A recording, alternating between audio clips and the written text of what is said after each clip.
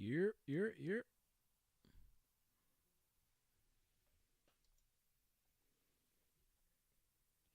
Did I get booted off the court? Oh nah. Mm,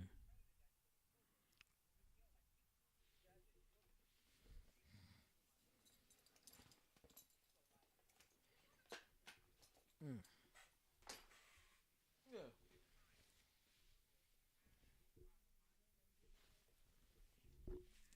that's a fact.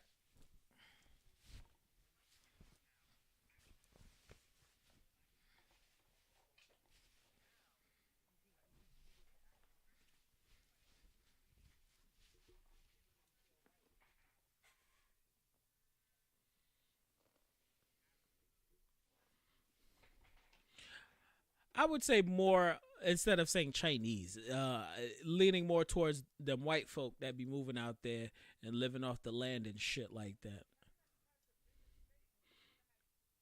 In Africa, wow.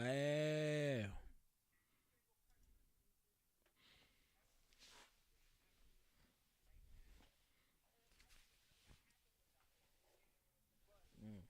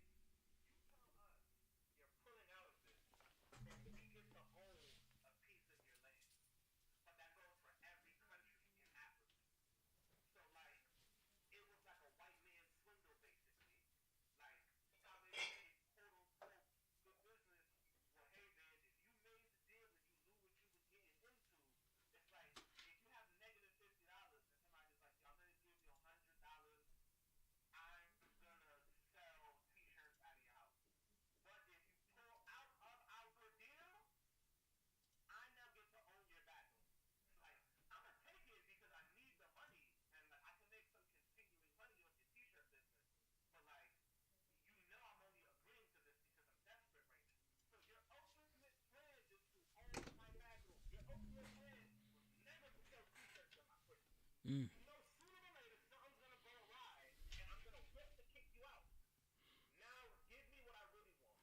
Mm. Mm.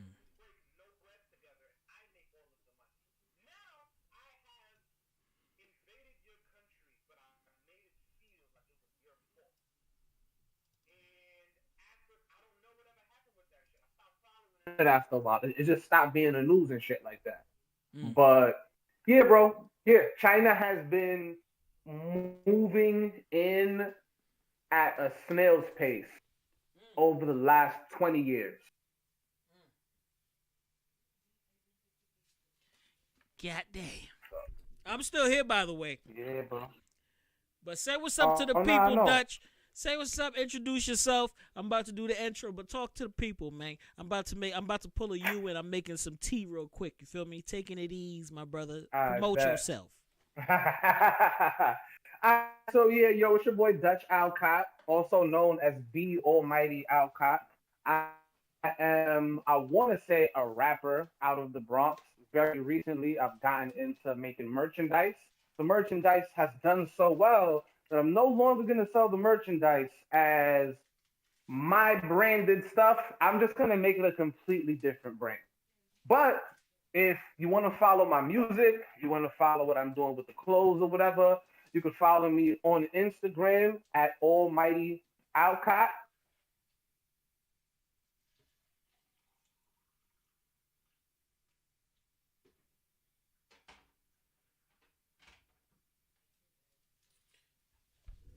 Yeah, you went out, brother. I don't know if you can hear me, but yeah, you went out for a second. Yeah, you're still in the chat. Yo, if you can hear me, leave the Discord real quick, and then come back. If you can hear me, leave the Discord and then come back. Ah man, let me bring this down a little bit, like right there, and then bring my chat down like this. Perfect, perfect, perfect. Mic check 1 2 1 2. What up, everybody? It's the Otaku MC, the Shogun, the Rap Games, Akira, Lord Champa himself, Malik Champloo. Welcome to the NWO. Live streaming on twitch.tv/Malik Champloo and youtube.com/Malik Champloo. And yes, I'm here with a special guest, one of the dopest MCs out of New York City, very intelligent brother, the almighty Dutch Alcott. I call him Deutsch. Deutsch. I'm mad we're having some technical difficulties. We was just chopping it up about some next level shit. Oh man, I feel like I gotta boot this man right now. Sham, I don't know, or he might have a phone call right now, because sometimes that happens. But yes, folks, please search Dutch Alcott on Sound. I'm saying I don't even know if he has a SoundCloud. I know my boy is on Spotify definitely, and I believe iTunes as well. I would play some of his music right now, but I would get hit with a copyright claim. You feel me? Even though he is a part of the episode, but I don't want to get hit with a copyright claim. But yeah, he got some dope tracks. One of my favorite tracks that was just released is "Taking It Ease." Spitting some real shit on there. Him and his homeboy. I don't know the name of Dutch's homeboy on there and whatnot. But I need him to come back.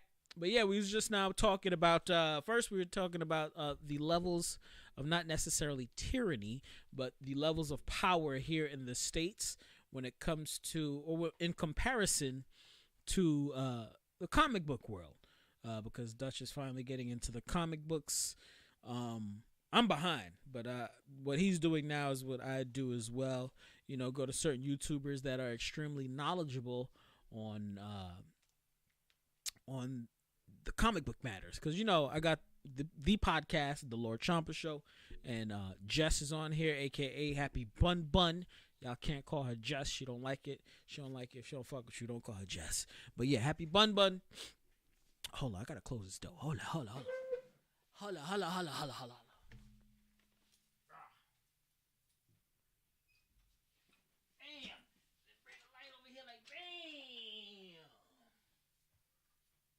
Aesthetics, man.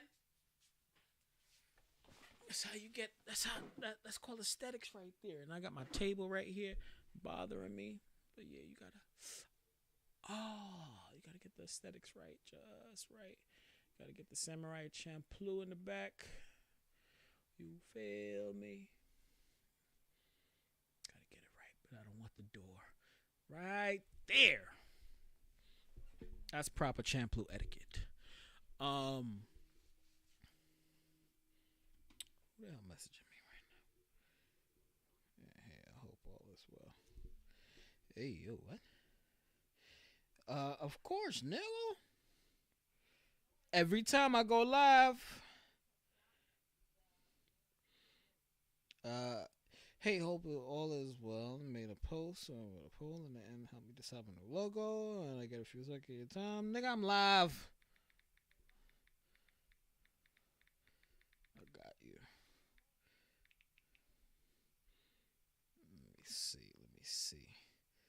Where's the poll at? Oh, that's lit. They both look the same.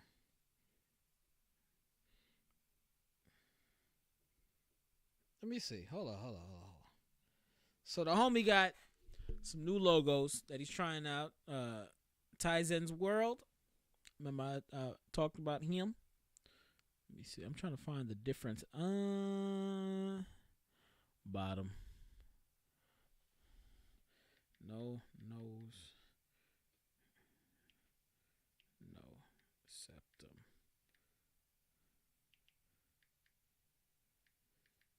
No septum,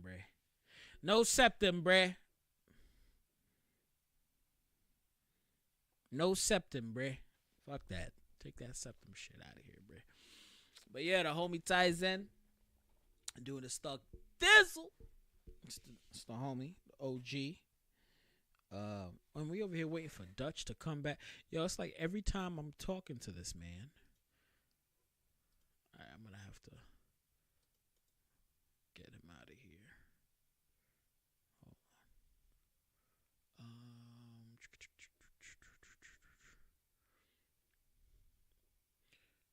Kick.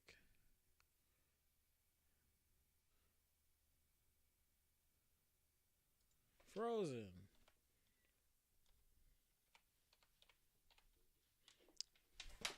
Shit.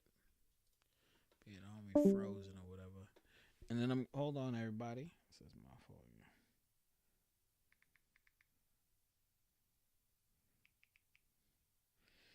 Every time I go live, that's when everybody want to message me.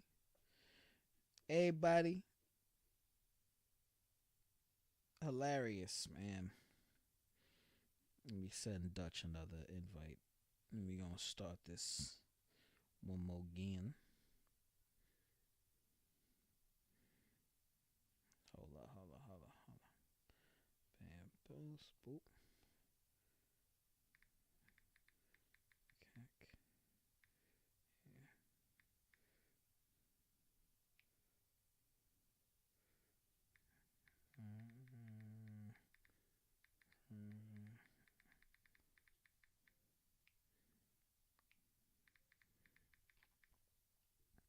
Yeah. All right. So Dutch pull up. Everybody, can y'all give me who we got in here so far?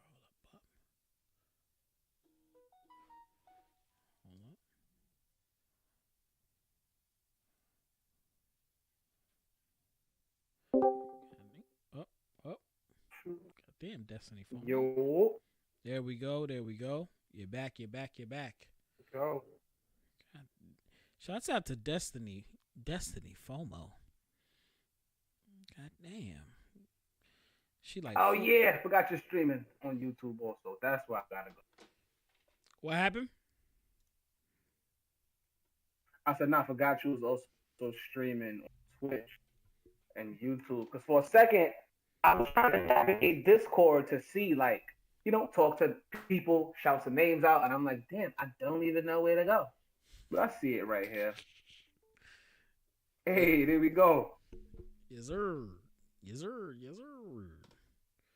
But yes, Deutsch, my guy is here. Once again, talk to the people, let them know what's up while I cause you just like vanished. Thanos shit just now. But yeah, talk to the people. Quick plug. I don't even seconds. know at which point I vanished at. I bet. So, real quick, 30 seconds. My name is Dutch Alcott. I'm a rapper out of the Bronx. You can follow me on all streaming platforms at almighty.alcott. And if you want to listen to my music, just type in simply Dutch Alcott. Dutch, like the roll up. Alcott, like an Irishman. Although I'm not Irish, it's just the street that I grew up on, y'all. My dude Deutsch. 5, 4, 3. Man, he said 30 seconds.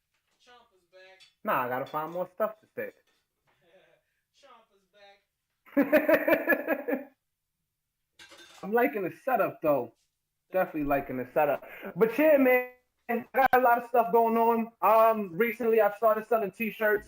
I began to sell t-shirts that have a phrase on it. Stay curious. I just really liked the idea, thought it was dope, wanted to make one for myself. Did this like a couple years ago. Very recently, I revised my whole marketing strategy with me doing music to center around me selling the Stay Curious t-shirts. I released them. Thought I had about 2 months that I needed to promote before people really bought them. Literally within 3 days, everybody wanted them. And that's the only reason why I have not been doing music. So I don't really have that many music updates or clothing updates. Everything is just in an incubation process right now. Just taking some time to build infrastructure. We don't really think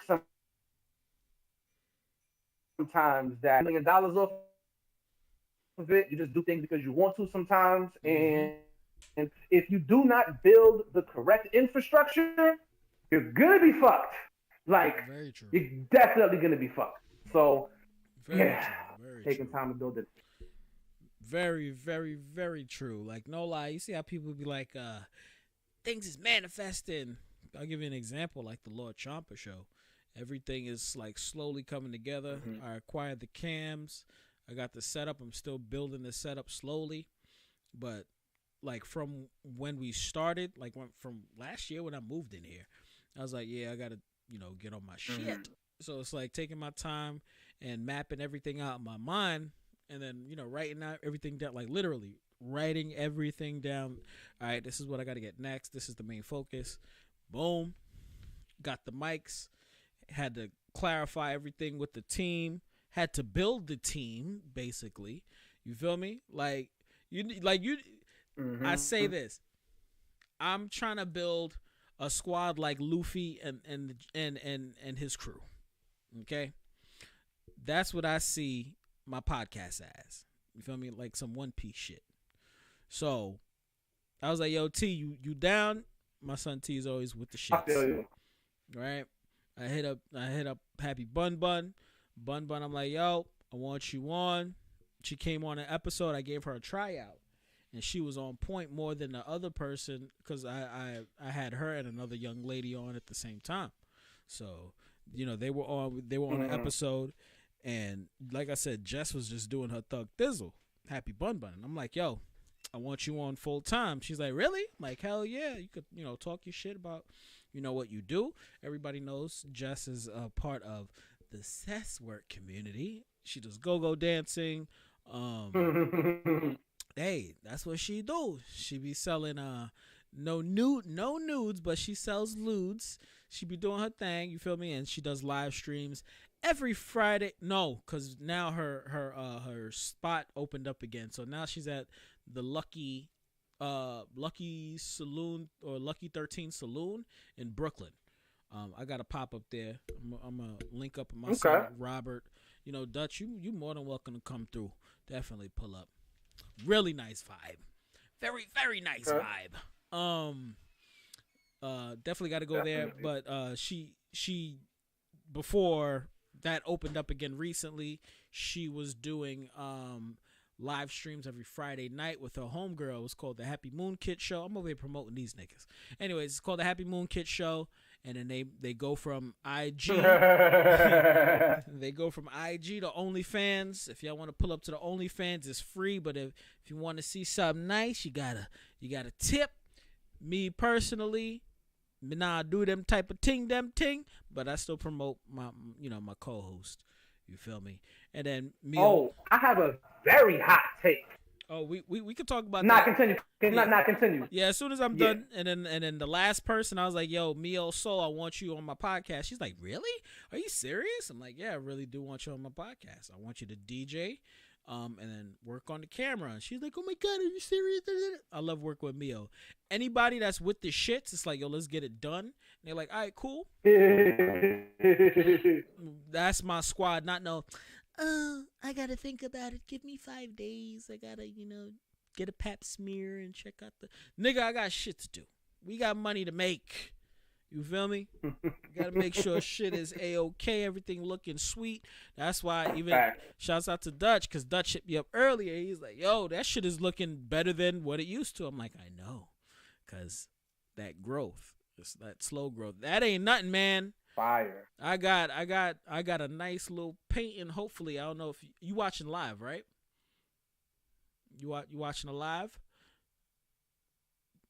You breaking up? I ain't hear you. I said, are you watching a live? Are you watching it live on Twitch or YouTube right now? Yeah. I'm watching it live right now on Twitch. Yeah. So right here, this is both. As a matter of fact. lit. So right here, I got a dope painting that I want to get, and that's gonna take about a month to pull up. Okay. It's gonna take up the whole wall. Whoop! But it's from one of my favorite animes of all time, Air Gear. But it's a 5-piece painting. Shit is lit. Shit is. Never got into Air Gear. Shit is sexy. Then over here, sorry, right here, bam! I'm gonna get the same thing that's like right here with that painting. It's gonna be another one, but it's gonna be Cowboy Bebop Spike smoking a cigarette. Woo, bruh. I'm almost there. Fire. I Yeah, like that. when it's fully done, Fucking with that. then I'm gonna just look in the camera, and that's gonna like around my birthday. Everything gonna be 100% to where it's at. I still got to get another set of shelves for, right here, bam, for right there. I'm gonna get another set of shelves and some more figure. I'm building, man. But what's your hot take, man? Let's talk about it, because then we got 2 topics to get into as well.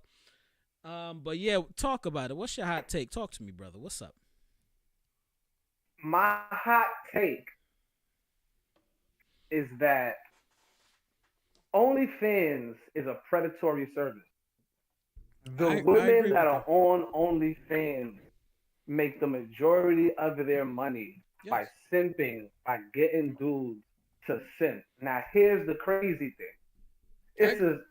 I don't know if the correct word to use is a symbiotic relationship. I could be using that word wrong, but like, bro, it's kind of like how, like, you know how they say, like, white people have the power, so when something happens to you just for being white, it's not that deep. That's how I kind of feel about the OnlyFans being predatory scenario. I feel like, as men, we got enough going for us. Mm-hmm. Like, I'm not really too mad if we take a couple knocks, because, like, so what? Half of y'all motherfuckers that are simping for them, if you some sort of position of power. Oh, so the position of power, then you froze. Pretty sure you would. I'm pretty sure you don't move around way at. Oof. Oh man, we gotta get this guy a better. I don't know. Yo, Dutch, can you hear me? Oh, I think because he's talking. I'm so happy. Yo, bro. When you talking, can you hear me now? Yeah, when you talking, don't scream and yell into the mic, because I think it. Yo, clips. I can hear you. Can you hear me? Yes, now I can hear you. So when you talking, don't talk too loud, because I think it clips every time you. I got you. Yeah, you get loud. Because that used to happen with T Money. It's like, regular talk until you get the setup. You feel me? But yeah, I didn't hear nothing you said up until you said niggas simping, but white people, it's like white people that got power or some shit like that. You was going in and out around that time. Matter of fact, yo, can you hear me? Are preying on check men. Check it. Yo, Dutch. I got you on Facebook, right?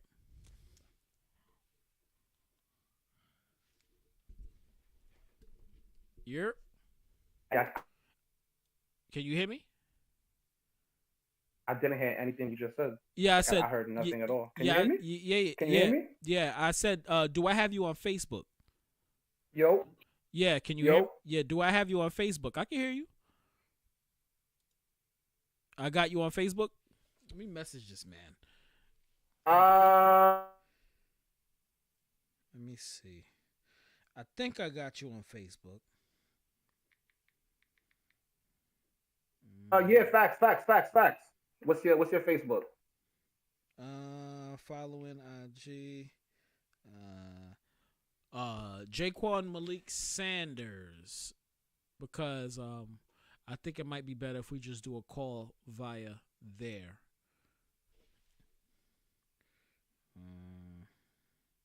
Yeah, I just made a new Jaquan. Yep.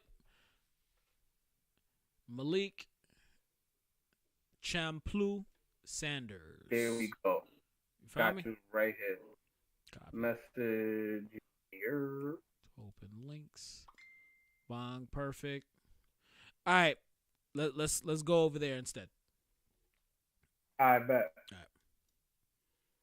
I'm pretty sure the connection would be better on there for him, because Facebook is actually really good with their connectivity. Quit Discord. Open up Facebook. Messenger.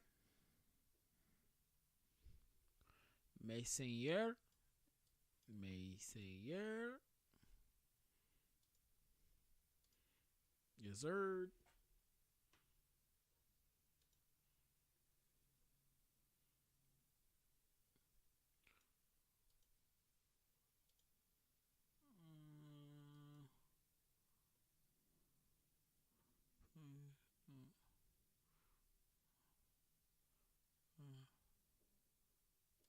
Pow, pow, pow, pow, pow.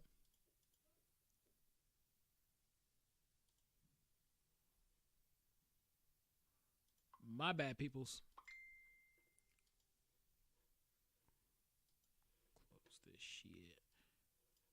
Close that shit. And then open that up.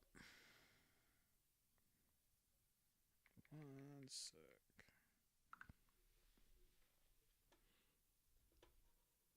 My bad, peoples. My bad, everybody. Hold up, hold up, hold up, hold up, swole up.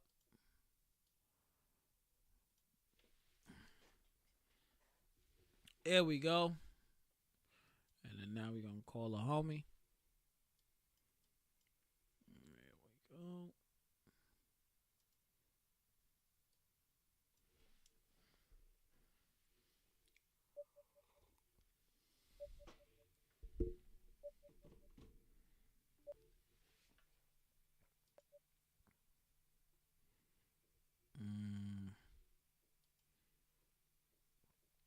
What was that?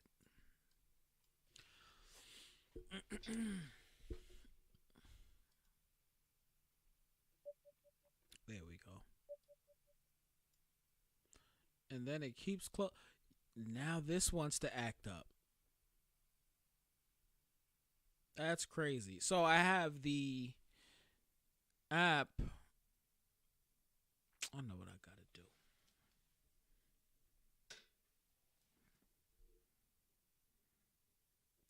I know what I gotta do.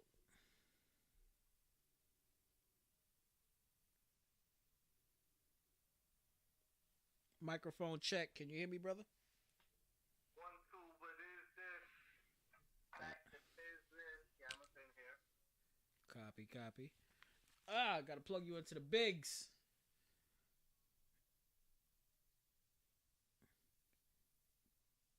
Let me see. Can you hear me? Yep. Perfecto. Can you hear me? Yeah, I can hear you. I'm trying to have you come through the speaker. Yo. Nah, yeah, you good. All right, so fluff it. We're gonna close all of this. Perfectly clear over here, man. Discord, step y'all game up, man. For real, bro. Discord, y'all gotta step y'all game up. Facts, man. Turn this up a little more so the people will hear you now. But yeah, continue what you were saying about that, about the fans, the fans of the only. Oh yeah. So what originally sparked? Something's clicking in my ear. Okay, there we go. Stop. So can you hear me? Yeah, I can hear you. You good? I bet. So there was a video I watched that sparked this original source. It literally is named "The Lonely Fans of OnlyFans." So catchy. And I'm like, oh, I gotta watch this. And yeah, dude literally signed up for a bunch of women's OnlyFans just to see how do they interact. And he was like, so OnlyFans operates the same way a casino operates. Instead of them telling you, hey, you pay me for this and you can get that, they make everything very visible and enticing. So you see, hey, this woman posted 86 photos and 12 videos. So when you pay, you're going to instantly see 86 videos and 12 videos. Yep. But you can scroll down their whole timeline and see everything partially, like, blurred out. And at that point in the documentary, I'm like, whatever. It's not really something evil, whatever. Then I come across the part where he's like, these women will write you. And they'll write you as if they're just going about their day. And he's like, yo, if you are on dating apps and you're like a desperate dude, you don't really get anybody to write back to you.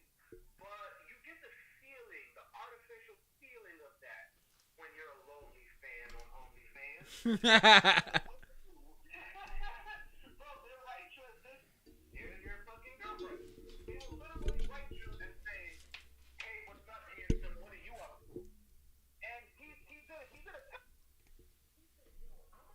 these women the same way they talk to me when I'm on a dating site and see what happens. Uh She huh. just said, bro, she would write like a story about how her day is going. Yeah. She would say, what are you up to? I would say minimal shit. I would say nothing, hanging out, and that's cool. And she's just, LOL, LMFAO, I'm glad to hear that you're having such a great day. Today I did XYZ. And he's like, yo, every woman that writes you literally can talk to them as if you have no interest in them. And they're going to continue to write you because they want your money. Yep. So I watched the whole thing, and he's like, all of these women talk to you like you're just a regular dude that they're regular having conversations with. Then they throw in, obviously, hey, buy my shit, right? Yeah. Whatever. Didn't really seem that big of a deal to me. Like, all right, it's a little predatory. Here's the fucked up shit. And I'm so happy that, like, I never promoted that I did this podcast. I did a podcast with an actual, like, celebrity that he's famous for music in New York, right? Okay. The person that he had as a guest on the show, I was a cameraman. The person that he had as a guest on the show, I wish I could tell y'all her name. Like, I'm pretty sure some people in here have spanked off to her OnlyFans. Like, she's pretty known. So, we're on camera just shooting the shit, bro. And she says, no, not even. She's on camera, and she says, what I do is this. I wake up in the morning, and I send a blast message out to all of our followers. So she looked at the camera and goes, oh, can we go back? You were not supposed to know that you sent blast messages. Of course. So they have 1,700 followers. They can write them. Yeah. Good morning, how have you been since yesterday, or some shit like that. Mm-hmm. And it makes you feel like, oh, this bitch is really talking to me. Like, she's really interested in keeping up with me. And they literally keep all of these sparse relationships going to the point where dudes will pay them money because they'll tell them, like, yo, my student loans this week just getting out of hand, man. Oh, nah. Like, Oh, nah. Oh, nah. Oh, nah. Hey, I need to get this thing. Buy this content and it'll help me. And they'll buy it. Then they'll literally ask them, like, yo, so how is school going? How is everything? Like, because you feel like you are helping this person progress through life. You feel more entitled to them. And the more money you spend, the more entitled they will make you feel to them. Mm-hmm. Like, so yeah, that whole thing is predatory. But I gotta stick by my original point of, as men, we already have a dominance over society. So I feel like I'm not that angry that that service exists. Because most of the predatory situations that happen in America are usually by men. So yeah, it's just, but that's just my hot take on it, and that's where I disembark. Okay. I respect it, and I'm there with you 1,000,000%. All jokes aside, because now, and this is why I gotta have Jess on it. I told Happy Bun, I'm like, yo, if you want to come to, if you want, yeah, can you hear me? Yo. Yeah, can you hear me? Yeah, now I can hear you. Okay, cause I had you plugged in. Damn. Hold up, swole up. Can you hear me? Damn. So yeah, he can't hear me when I do that. Copy. So yeah, when I have it plugged in, I gotta unplug it when I'm talking. So I was telling my co-host, I was like, yeah, you gotta come to the cat. Well, to NWO. It's like there we have like real conversations. It's like where I hear what you're saying, and I'm gonna keep it funky like a bag of potato chips on my side, because I respect any and everybody's hustle, but I like to call a spade a spade. You feel me? And I feel like, and I'm gonna get back into what you were saying. I'm just like veering off course slightly. as men, and this ties into the whole Lil Nas X thing and even DMX thing that we're going to talk about too. It's like, as men, we have become very silent. And I'm talking about our generation for the most part when it comes to certain issues that really matter. I'll explain, right? So this OnlyFans thing, it's really cool for the simple fact that this allows, are you ready for it? Prostitutes to prostitute themselves without having to go out and getting hurt. Okay? Wait, hold up. Oh, you okay, you mentioned me in the story. But yeah, you heard what I said? Yeah. It allows, prostitutes to prostitute themselves without having to go out and get hurt. That's why it was built. It was mainly built for, the models that do their own thing, and they basically keep a majority of the funds. Of course, OnlyFans take their portion.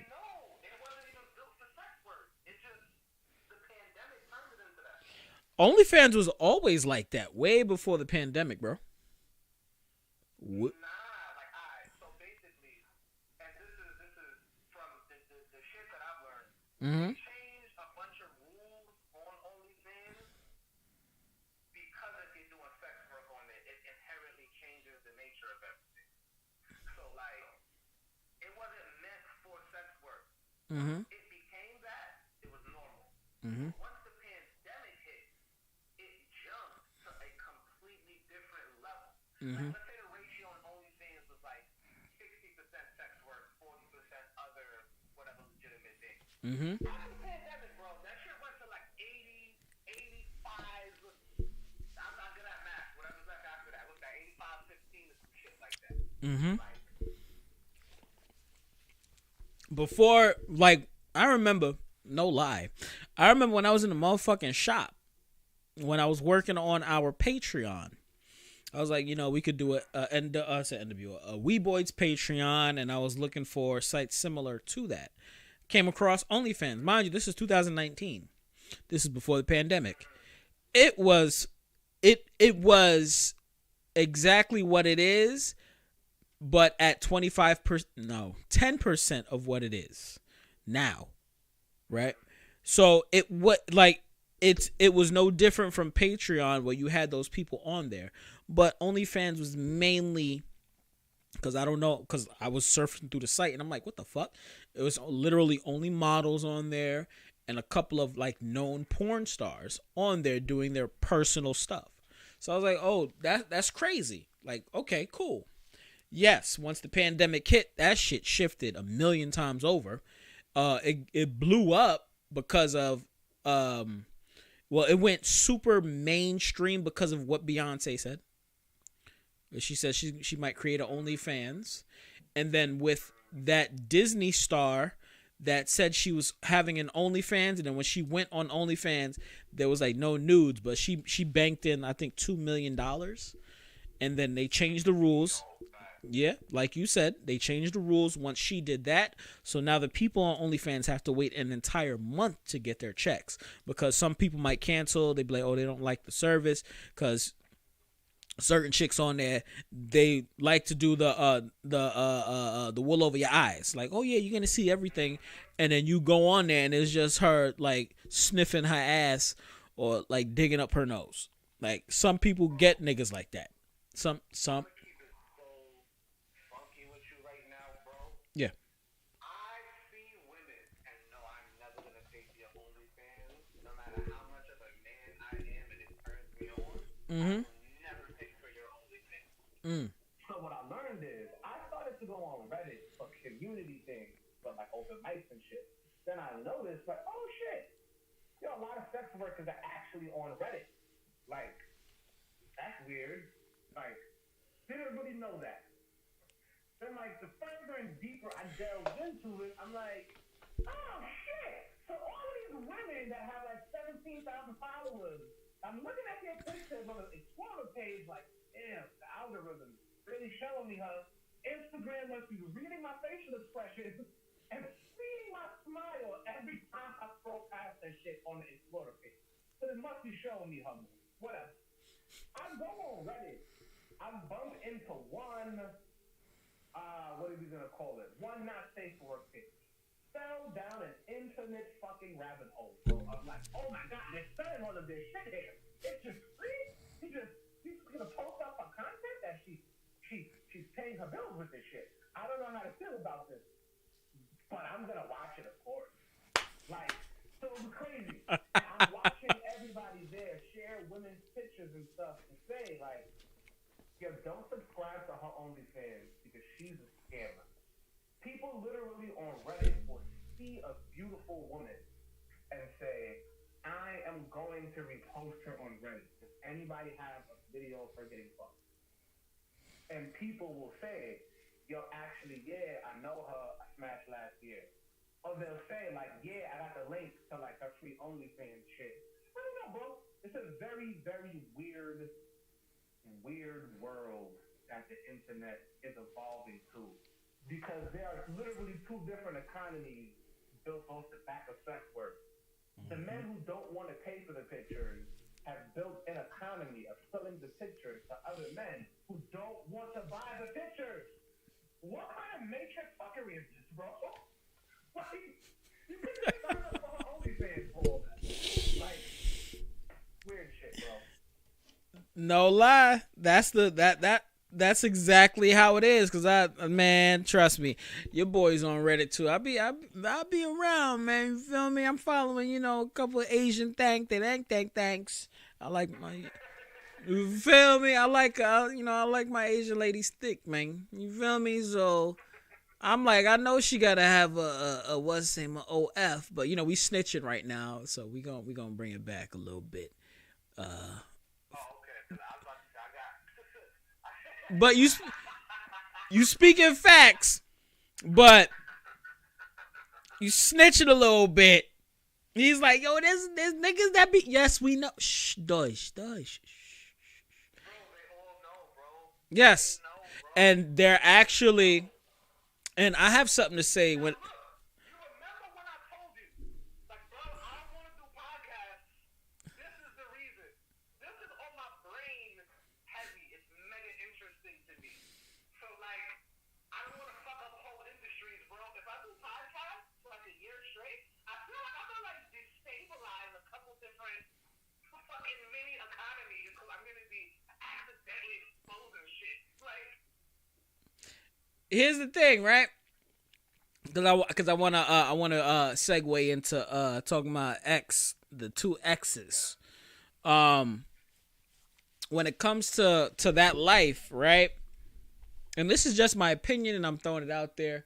I feel like they should just make, sex work legal, for the simple fact that it'll lighten the load for a lot of ladies.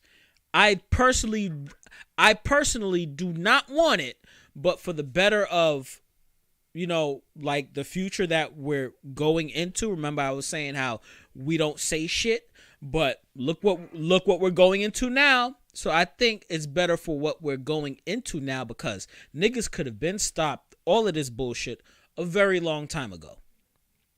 I'm gonna be funky, and it's not about having mail and having a dick. It's not about that. what are the statistics for places Huh? that have legal prostitution? What are the statistics for places that have legal prostitution like Amsterdam? I'm not refuting what you're saying. I'm saying I just don't know, but that's the one place. Oh yeah, me too. I don't know. There's other places too. I think like Thailand, but I don't care. And the reason why I don't, hold on. Thailand is like bizarro Yeah. sex work universe. Yeah.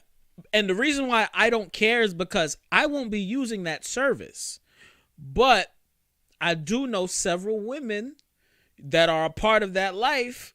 Some may be on like the deep end, and then you got some that are like they just show some titties online for a couple dollars, right? Some softcore shit that's not really new.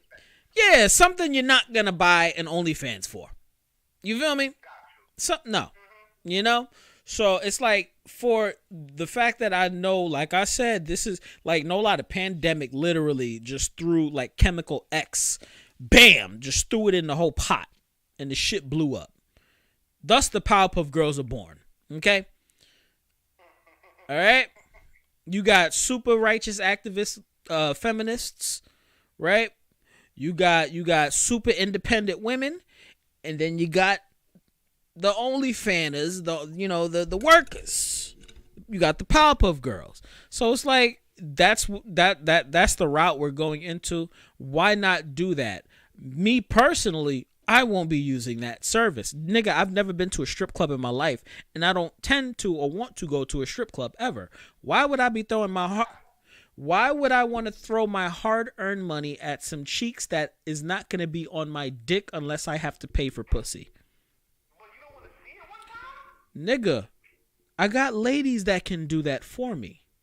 Yeah, but one time. Well, I went to a strip club, and to be honest, I really did not like it. So I agree with you. But you gotta go one time. Like, That's like me saying, you got to buy a whore one time. I kind of agree, though. I don't disagree with you. I have never purchased sex from a woman, but it's like, yo, you get what you pay for, bro. You gonna pay $5, you know you about to get them $5 next. Like, Mm-mm-mm. I have yet to do that, though. But one day I am gonna do that. I don't know when. I've never felt it in my body the need to do it, but one day, one day I will, my friend. Maybe when I'm old. Maybe when I'm older, I'll go to a strip club. But why would I do that where I throw parties where you got the lewdness? You feel me? And it's not even, hold on, and it's not even on some show me some titties. If titties pop out, but it's A-okay, I know I'm definitely going to make sure whoever is around me is going to be A-okay. You understand what I mean? Like, we had the lingerie shit. These motherfuckers said we had and it was only two shorties that came in lingerie. They said we were having a what's the name? We turned it into a strip club. It's like, no. It's a cosplay onesie lingerie PJ party. That's what we had. So 2 ladies came in lingerie. At the time, my lady was gonna come in a onesie, but nobody was really showing up in pajamas and onesies and shit, and we was cooking. So after we cooked, we hopped in the whip and came, straight to the shop. But it's like, I don't, where it's like, it's not for me. You understand? It's like, I don't need that, because I could easily, and this is not me gloating or anything like that. It's like, nigga, I could throw a fucking party tomorrow. Be like, yo, all cosplay chicks or any chicks come in lewd attires in for free. Oh, word? Yeah. Easy. I would rather bring in the money than shell out the money. But it's there for whoever wants to. It's there for a reason, right? No different from like I said, the OnlyFans shit. And what I meant by certain things we need to, we could nip shit in the bud. It's like, you see how we revolted when it came to now, rest in peace to George Floyd. And we got tired of all of the fuck shit that's happening in the black community. I know it sounds like I'm veering off course, but we're standing together when it comes to shit like that, right? If you're a smart individual, and because on God, I'm not even fucking with you. Everything that's happening now, it's like, yeah, of course, this was the route that was gonna, this is the path that niggas chose. Of course, it's gonna be fucked up like this. I'll give you an example. All these demonic niggas, prime example, Mr. Nas X, all of that. We all knew that was the route that niggas is gonna take because they're imitating rock music, etc., etc. It's like, of course, hip hop is gonna take that turn because you don't have niggas really standing tall in hip hop. So yeah, trap is taking over. That's the route it's gonna go. There's gonna be hella more killings, all of that shit. I know it sounds like I'm crazy, but I was having these conversations 7 years ago with Division 6 niggas, and they thought I was wildin'.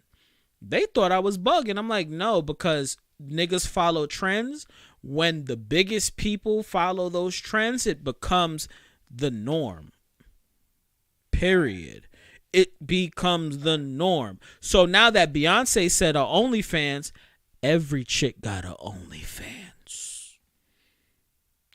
Every black woman that, I'm sorry to say it, that puts money over morale has an OnlyFans. Shouts out to the ladies that just do regular modeling on their OnlyFans or even do the feet thing. You feel me? Which is weird as fuck because I ain't into that shit. But yeah, I told all of my women's friends, just start an only feet page and you make money and nobody's gonna know it's you. yeah, but it's like now we're going into a time where women are sexually liberating. That's fine. So let's say 60% of the population in the next 5 years, we already seen your insides before we had to do anything. And the simp niggas, which is on a rise like a motherfucker, they're the ones feeding these egos and feeding these ladies. Hey, they're feeding them. Hey, it is what it is, right? So now relationships going down even more. No relationships, marriages going down in black community, all of that. Because it's like, nigga, why do I need you? And niggas is like, shorty, like, I want to be with you, but I'll pay for your OnlyFans. Fuck it. Nigga, that's simping. Oh, sorry. That word simp is, could get me banned on YouTube. Yes. Saying those words on Twitch and YouTube will get your page banned officially. My bad, y'all. Please don't strike me. I forgot. But it's like, come on, man. Yeah. Yep. It's a crazy rabbit hole. We could talk about this definitely off camera a little more, but I'm there with you in solidarity 1,000,000%. And that's why New Weeb Order is here to be like, my brother, keep your whole motherfucking check in your pocket, because the more money you got, the more women come. Believe it or not. Yes. Because I get it for free. I'm not ashamed to say that I get it for free. Everybody is getting it for free. The only people that are paying are the people that want to talk to them and feel connected to them. I will. Can you hear me? Yeah, I'm gonna cut you off because I've actually paid for three OnlyFans. Yeah, 3.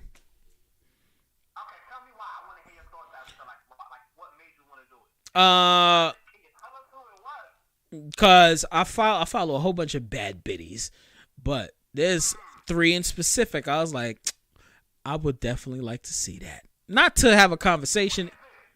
You see, I would have to shout them. Okay. And it's kind of hard to find their stuff because I've also looked. But shout out to Ayumi Nini. You can look it up. Ayumi. N-I. Ayumi Nini. Shouts out to Ayumi Nini. You feel me? Little cosplay thing. Fuego. I like her stuff, but never again. You know that one time thing where you guys, like I was saying earlier. Huh? Yeah. She was promoting her shit. It was $5. I said, word. Why not? I spent $15 on cigarettes. I'm going to use this 5 to go for the 3 that I want to see. You feel me? No. You feel me? So, and that was the last time, and no lie, that was last year. Last year, I want to say after my birthday, July. So, like around August, I was like, fuck it. Let me see what's up with this shit, because that's when the shit was booming. The OnlyFans shit was booming. Oh, hell yeah. What? Oh, yeah. I was like, okay. Because I always wanted to have her host a show. Then come to find out, she be doing, you feel me? And she been doing that shit for a minute. And I was like, oh, she been doing her thing for a minute. And I was like, God damn.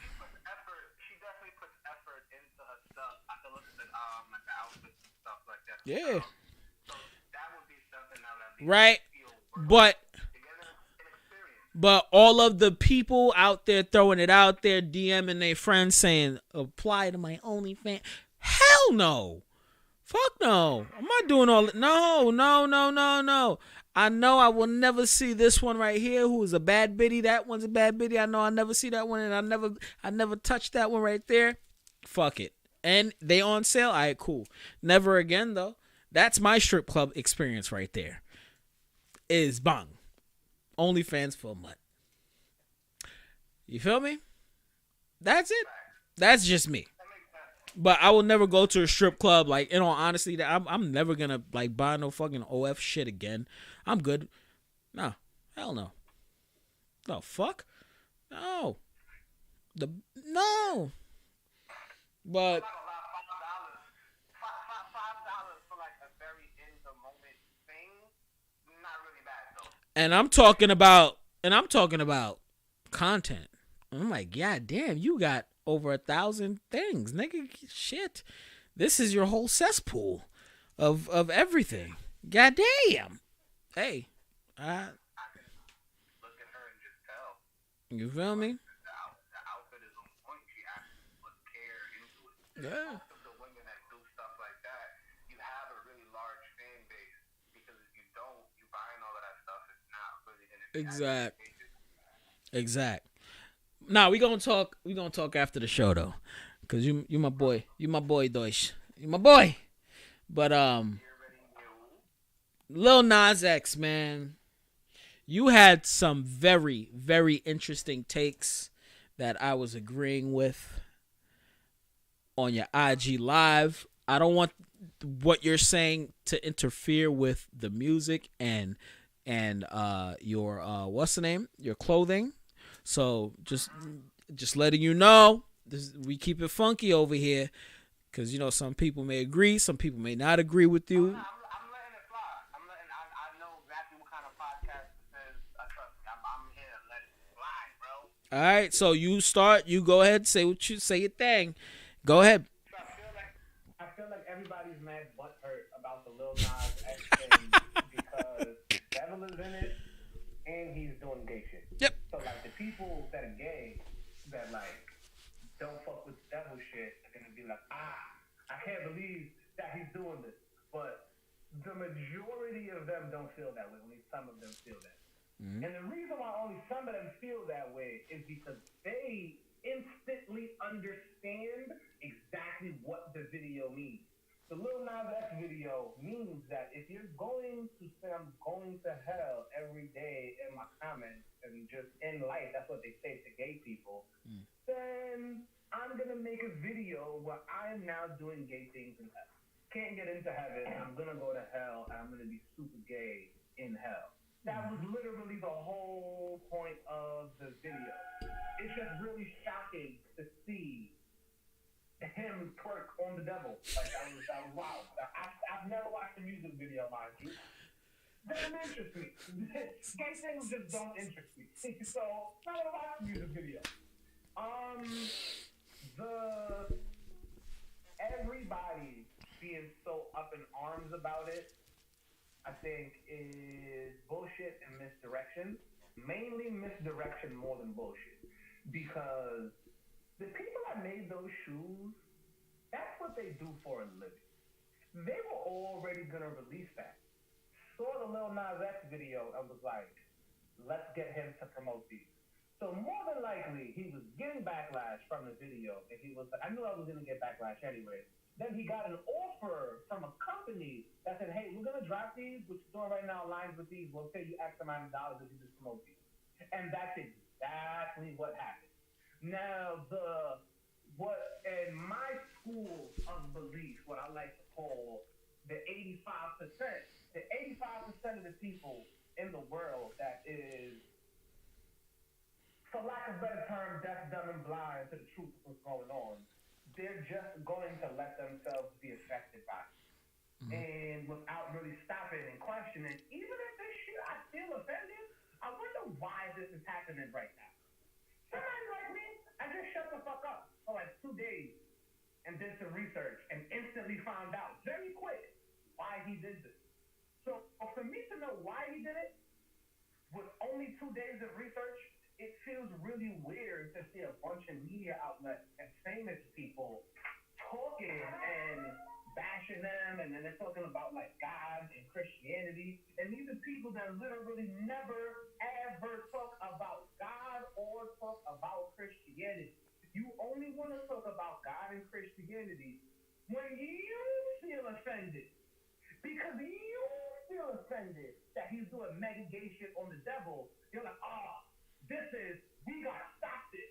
But it's like, bro, you don't really try to stop anything else. I have no problem with the pastors or the people of the conscious community or the people, I have no problem with the pastors, religious leaders, or figures in the conscious community who are openly condemning the video, because that's right online with their brand. They see Babylonian fuckery and they say, hey, that's Babylonian fuckery, man, we gotta move away from that. And that's cool. But when people who just same way I said in the Instagram video, if you have the political opinion of a wet paper bag, I don't want to hear what you think about it. Why should I care where you stand on? What other philosophies have you attempted to bring to light to people? What makes you think that you have the correct mind to tackle something that is so vast as like homosexuality and Satan in the music industry, all in a convoluted way that's going viral in the moment? If you have the political opinion of a wet paper bag, your mind is not even equipped to add anything of value to that conversation. And I think that was my only problem, was me seeing regular people that never talk about societal issues all of a sudden be up in arms about it. And yeah, to end concisely, that's where I'm going to dismount at. Facts. You're speaking factuals on several levels. Where do I start? Can you hear me? All right, copy. So, yes, all these regular ass people who indulge themselves in demonic things are now up in arms, talking about what the fuck? What you talking about, nigga? Oh my God! If you were really, if you read, I'm not going the Christian route, because I have spiritual beliefs, but I do believe I still do believe in Jesus, because that's my background from when I grew up. But when I saw this, I wasn't like, this nigga's wildin' because he twerking on the devil. I didn't give a fuck about that. I said, this nigga is wildin' for saying this is a collaboration with Nike.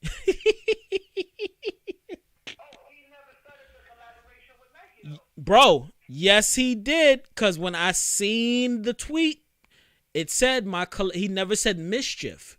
He never said my collaboration with. Look it up. Exactly. That's why I said he's wildin'. Everybody was up in arms because this hit me like a day later. They was like, yo, there's a devil sneaker out. I was like, word, that's crazy. Like, so what? All right. I call my red my red Vapor Maxes Scarlets. You feel me? Like the Scarlet, the like bloody Scarlets. You feel me? Like it's a fucking name. It has nothing to do with demonic shit, but Scarlet is from Mortal Kombat. And then I call my black ones the Noob Cybots. Right? So boom. They said he got a sneaker called the Satan 666s. I'm like, okay. They're regular Air Maxes. They was like, nah, I got a pentagram on it with the blood inside. And I was like, God dang.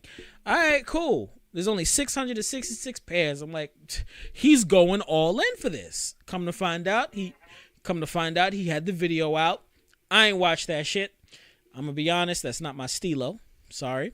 And I'm like, okay, cool. So he's going hard with it. Okay, respect. Then I read the tweet because everybody was up in arms. So when they finally showed the first tweet of him holding the sneakers, he said in collaboration with Nike. When I read that, I said, you're fucked. Fuck everything else. Because I grew up watching South Park where fucking Satan was banging Saddam Hussein. Okay? Okay?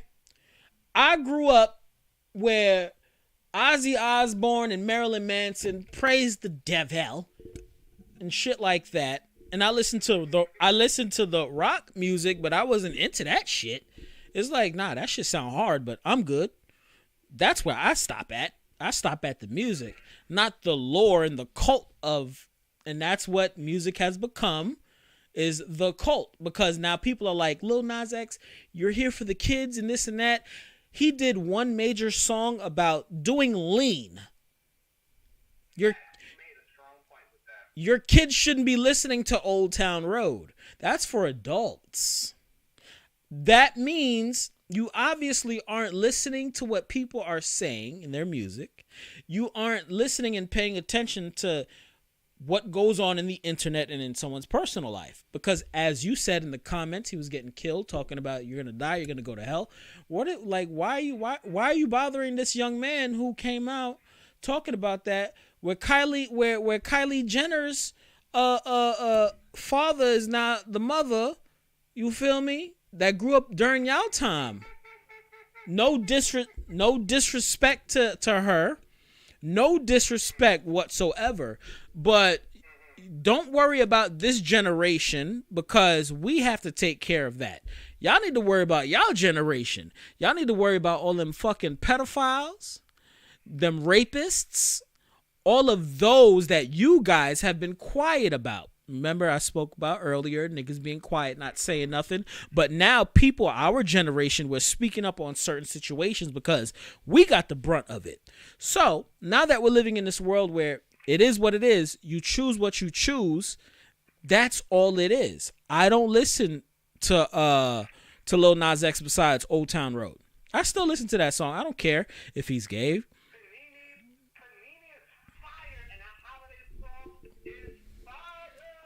I haven't listened. I don't know. I haven't listened to.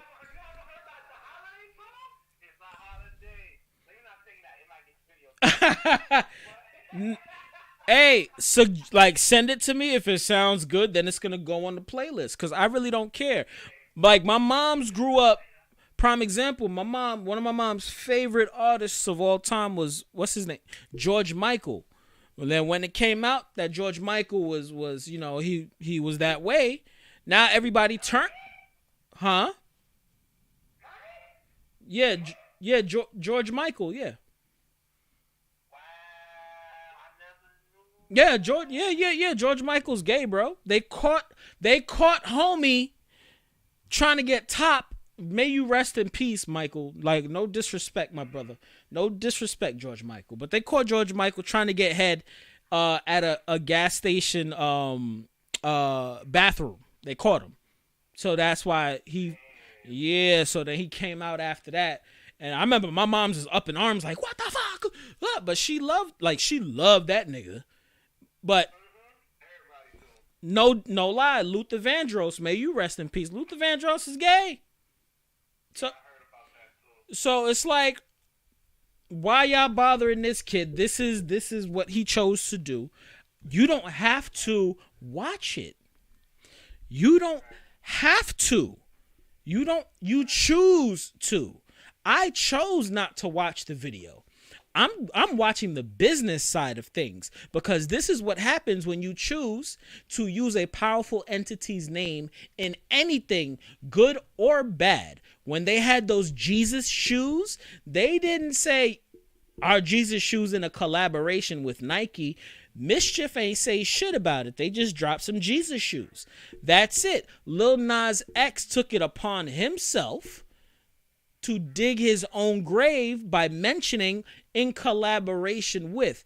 Let me tell you guys something. I'm a businessman. That's rights to sue. So So on the business side, I understand where it's coming from, but when it comes to the personal morale of all of that, get the fuck out of here. Because all of y'all was just twerking up just the other day with what's her name, Cardi B, talking about up and it stuck, grinding on Lady Friends women things. It was beautiful. I loved it at the Grammys. Yeah, that's and if you read the Bible, that's, you're not supposed to be doing anything like that. So all y'all need to shut the fuck up. Everybody, like Dave Chappelle says all the time, shut the fuck up. Why y'all? The only person that I trust in a topic like this is the people who have consistently. This is definitely a hot take. But the only people that like can get away with mega complaining is the people that been mega complaining about gay people. It don't make sense for anybody else to say anything because like the like this is why I said like I'm not mad at like pastors and like mega religious people. I agree. Like, coming at it because I agree. What you do. I agree. Disagree with them, but at least that's consistent. Like, you have never liked these things. You have always been going. It's facts. They keeping that same energy. They're keeping that same energy. Exactly. Exactly. Mm-hmm. I had a female friend of mine that was in the comments on that post I made, and I didn't say what I really wanted to say to her because we're in the comments, and I didn't really want to start no arguments like that. And I know she means well, so I didn't want to. I was prepared to be very brash, but I just didn't want to be very brash against her. What I really wanted to say was, because she said, Joe, as a Christian, and if you look on my page, you'll see a comment. She says, yo, as a Christian, I just can't get with the devil stuff. I'm fine with the LGBTQ community. Nothing to do with him being gay.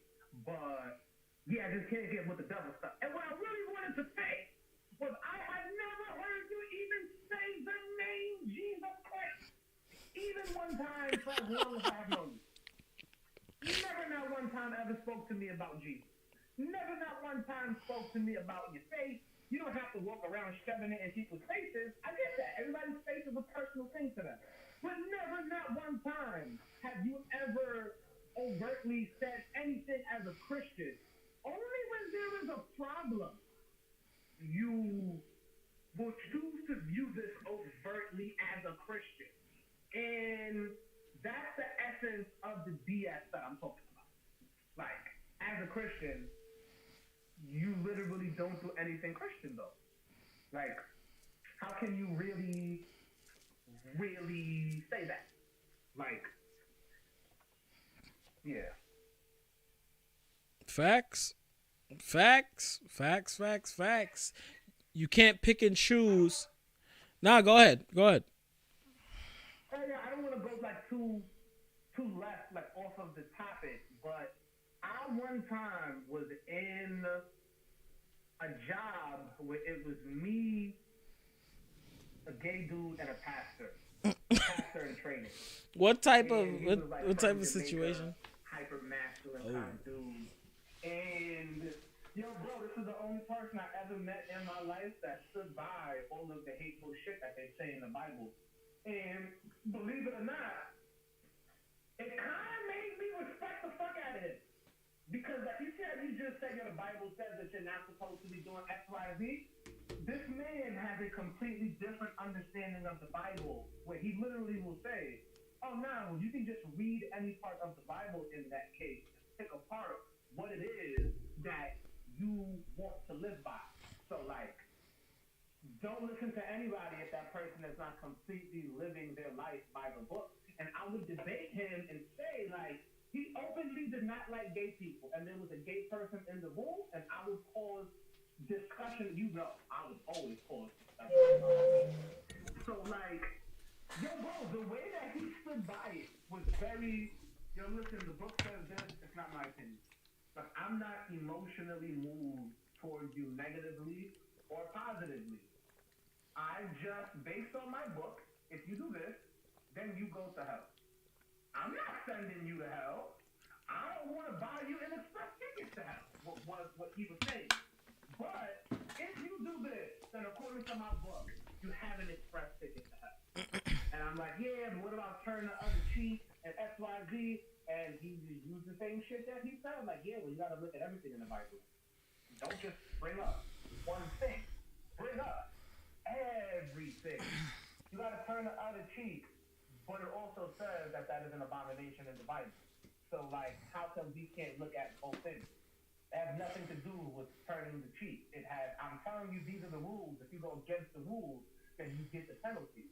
And so, like, I don't care what anybody does, really. I'm just here to preach the word of, if you do that, then you're going to go to hell. Right.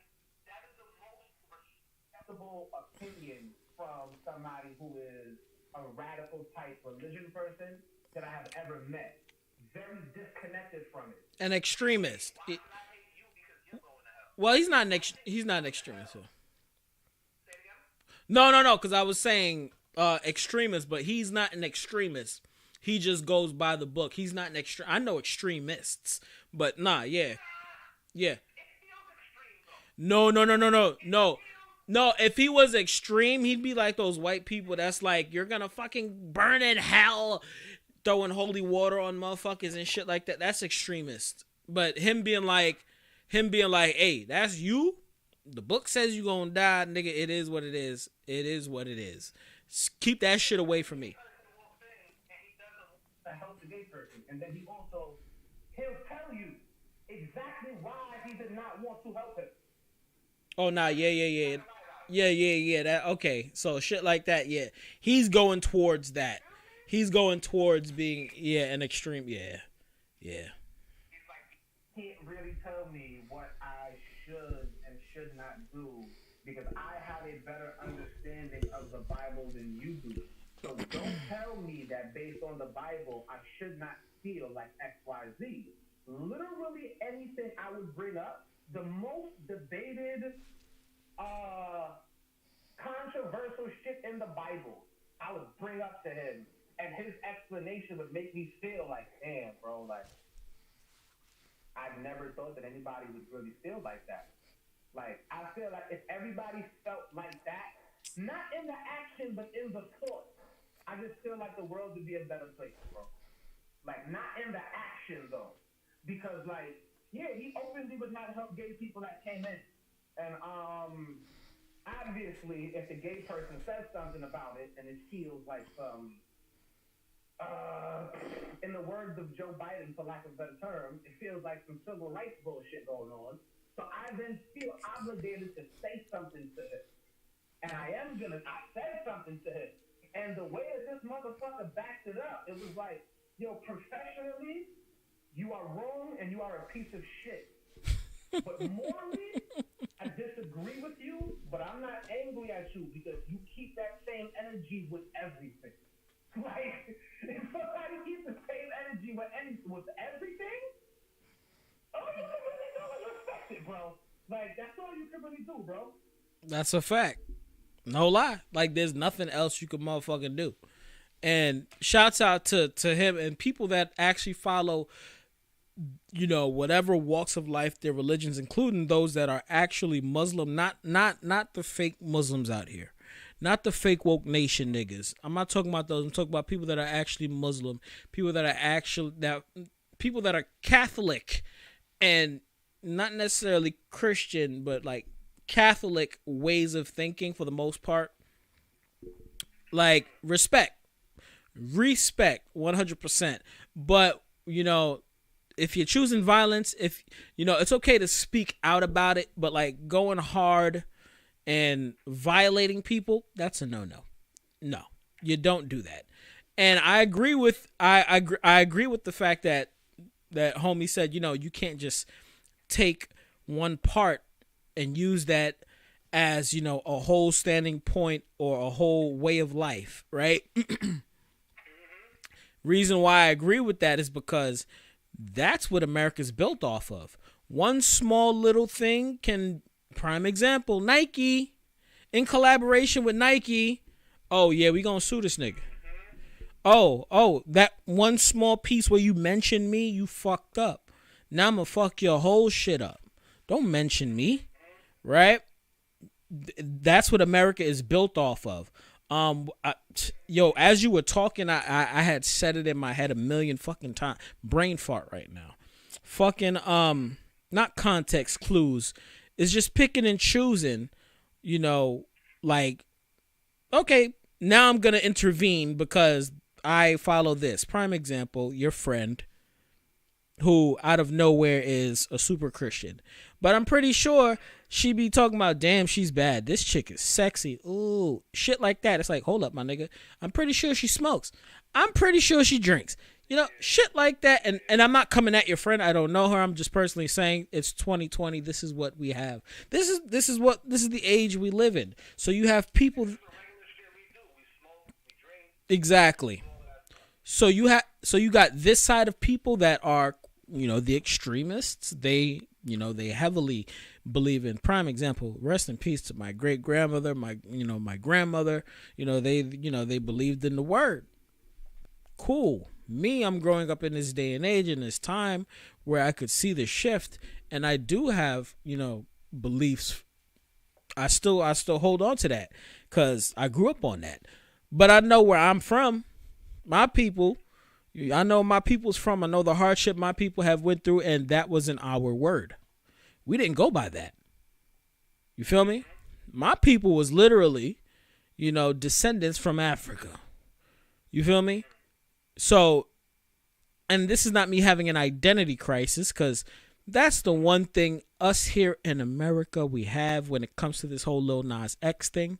Because everybody, like I said 2 weeks ago, was pussy popping when it came to Cardi B. You go, girl, you lick that crotch right there. You go down that stripper pole. You make that money. Make that OnlyFans.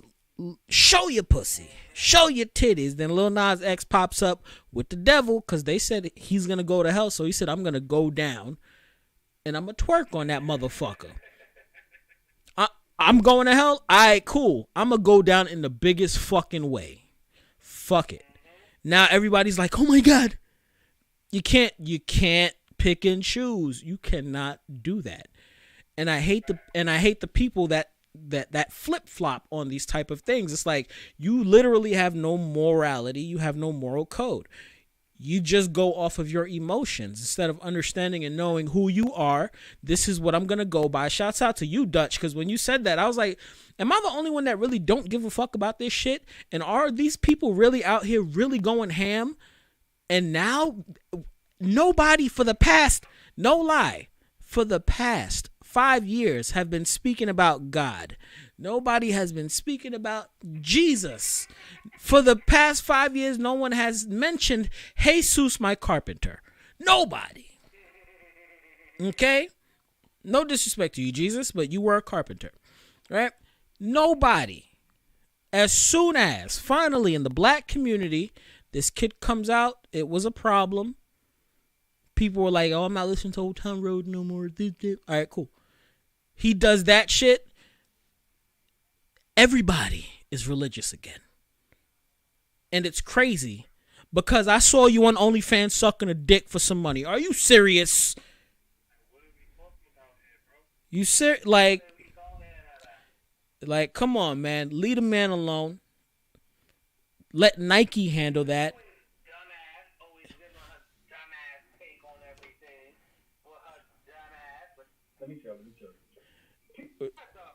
Who?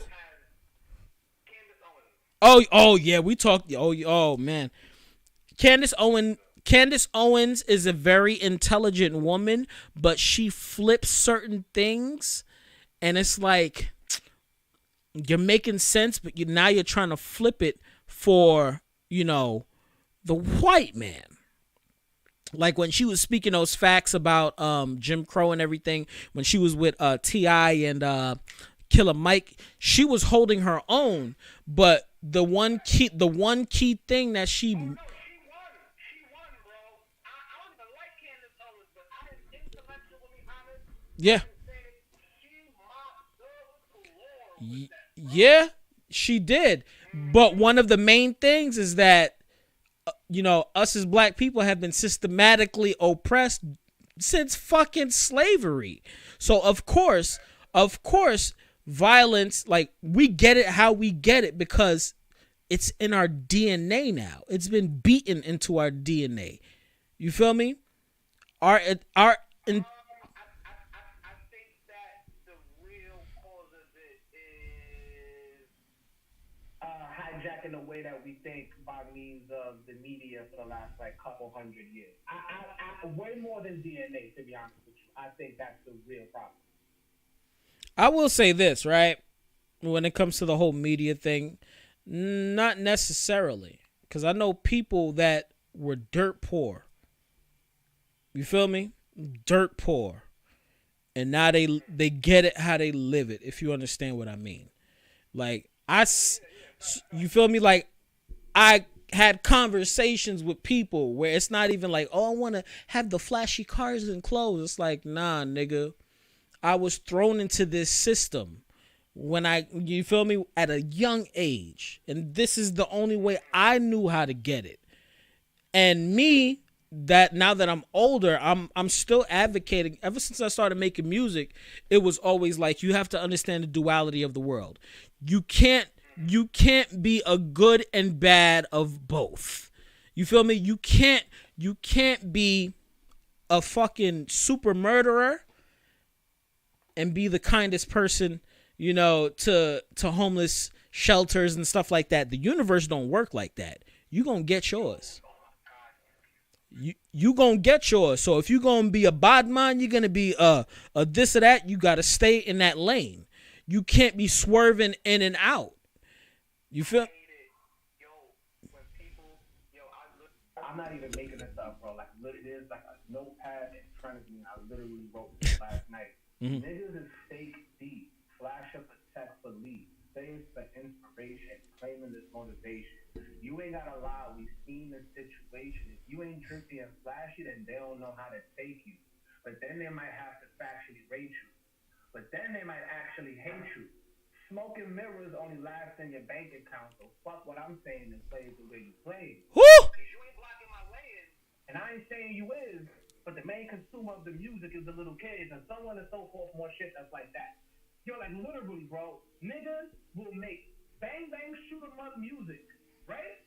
Then they'll do a turkey giveaway in the hood and be like, yeah, you know, everything I do is just for inspiration for the little kids. And bro, every song on your album, you're talking about drinking lean, smoking the most amazing weed in the world, fucking bitches, even though you're in a relationship.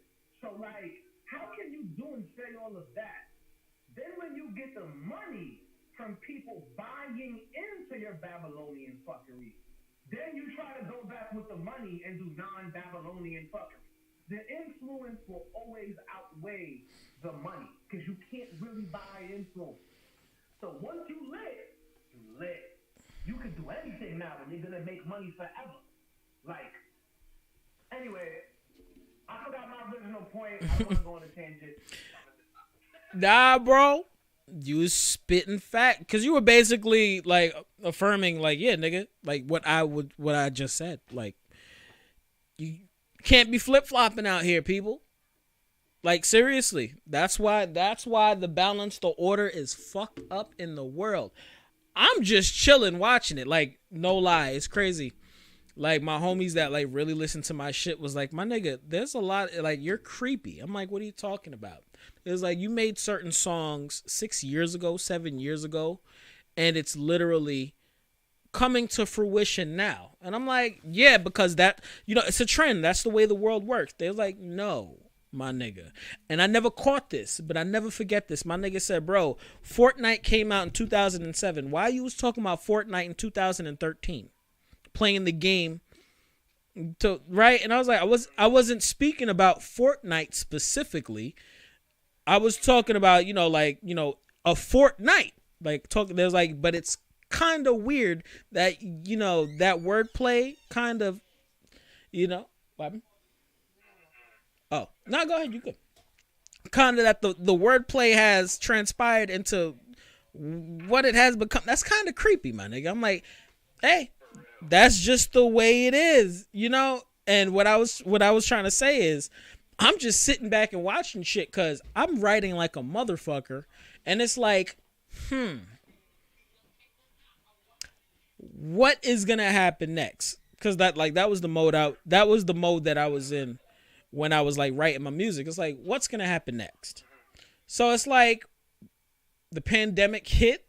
That was when the bubble pretty much burst for America and the economy. Right now, this is where niggas need to embrace themselves because it's about to get crazy. Like, things are getting better, but the world has officially changed.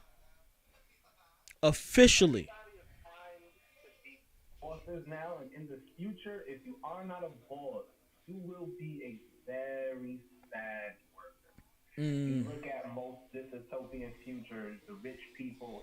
If you got $1 billion and the world turns into some dystopian place, and they're like, yo, rich people are gonna live at the top where there's no small, just broke people will live at the bottom, and you gotta work at Marshall.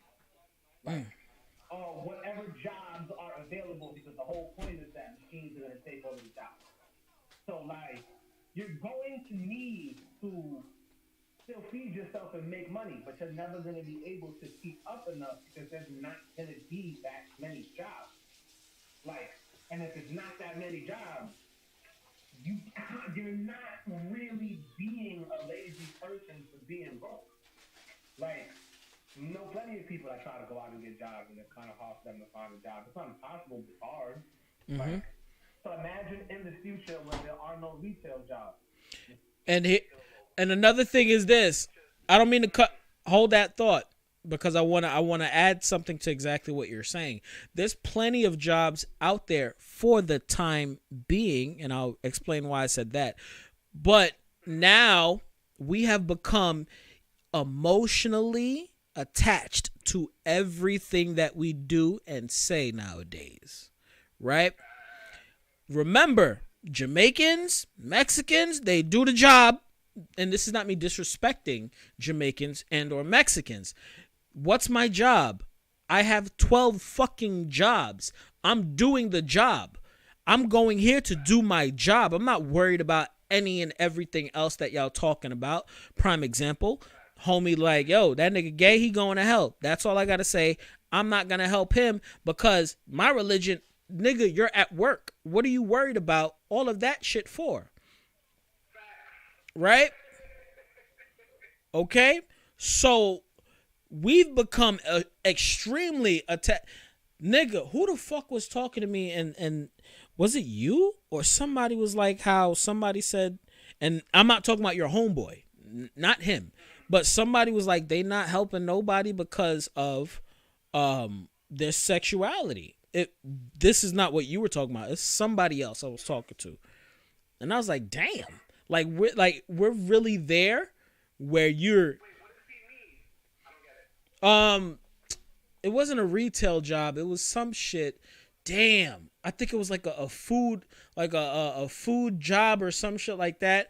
They didn't want to take the man's order. Yeah. You said Chick-fil-A? They didn't want to take somebody's order because they were gay or some weird shit like that. It's like, bruh. Chick-fil-A does not serve gay people. What? I think maybe they do now, but like, yeah, and they're like very blunt. They were very blunt about it. It wasn't like a secret thing. It was like, nah. It's not even that. It's not even that. It was something that happened recently.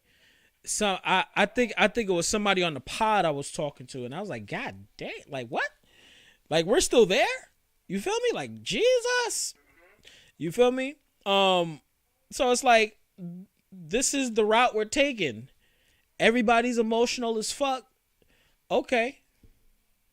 Everybody, I hope y'all know we are going into a digital world because you allowed it to go that way. You allowed it to go that way. So when all these retail jobs are gone, it's because Amazon, you order everything off of Amazon, right? Notice everything. They closed down a bunch of Century 21s. They closed down a couple of Marshalls. A lot of these walk-in mall stores, them shits is going away because this is the route that you guys are choosing. You guys are choosing to, instead of getting up, buying your food and cooking it, y'all door dashing all the time. Y'all want to, yeah, go ahead. Keep feeding into it. And it's not allow me to say this because Deutsch, I know you're a conspiracy theorist. I know you're thinking this is I can't speak for you. I can't speak for you, but I know a lot of people that are thinking in their mind state like, yo, they're trying to get us locked in for this. It's like, no, you guys are choosing this way of life. So everybody is building off of your way of life and your way of thinking and how you want things to go. You feel me? I was watching a video where in the 1940s, a whole bunch of crazy ass inventions were popping up. Crazy inventions. I'm like, this is dope.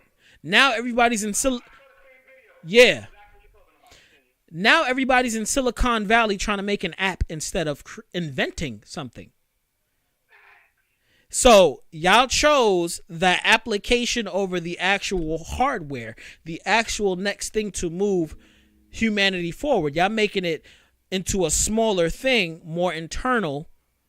Your app, your phone, this is what I'm going to be using daily because you want them to be on that application a million times over so you can make your millions of dollars. That's the route that people are choosing.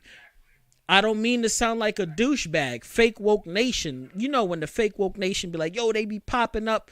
And I don't know how you feel about this, but I'm going to keep it funky because I'm a businessman. So I'm going to speak on a business front. I'm about to shatter a whole bunch of ideals.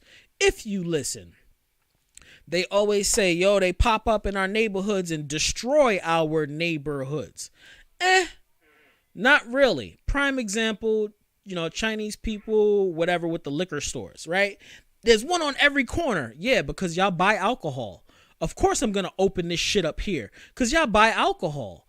I may not like black people. That's why I have this glass up here. And I remember in the 90s, before the riots and everything like that, before, certain Asian people began retaliating, I remember my mother telling me she's sitting on a bus and watching old ladies getting snatched off the bus for their gold chains, getting stomped out by the hood people and stuff like that.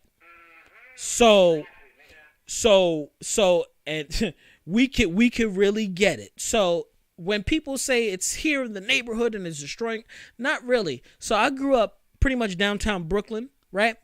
There was no liquor stores in the area until you went past Fort Greene and there was a liquor store there. Or if you go into the white neighborhood, there was a liquor store there, right? My neighborhood was destroyed not because of no liquor store, it's because of the niggardry. What you guys are doing. So once they opened up, then this is where I opened up my shop. Once they opened up the white area, that white area just became the white area. The hood remained the hood because nobody from the hood is going into that little white part 2 blocks up to change things and bring it down to where people in the hood got jobs instead of doing what they do, doing what they have to do. You feel me? So it's like y'all like it's the same way they be like, yo, man, you got to stay woke. Yeah, y'all niggas is far from woke. Far from woke. You guys are, y'all niggas. Most of the people that say stuff like that are not really woke because I feel like this. You can tell somebody that's been to the end of the rabbit hole and back because they don't really care about going in the rabbit hole. Like, Hi. Hello. What's up?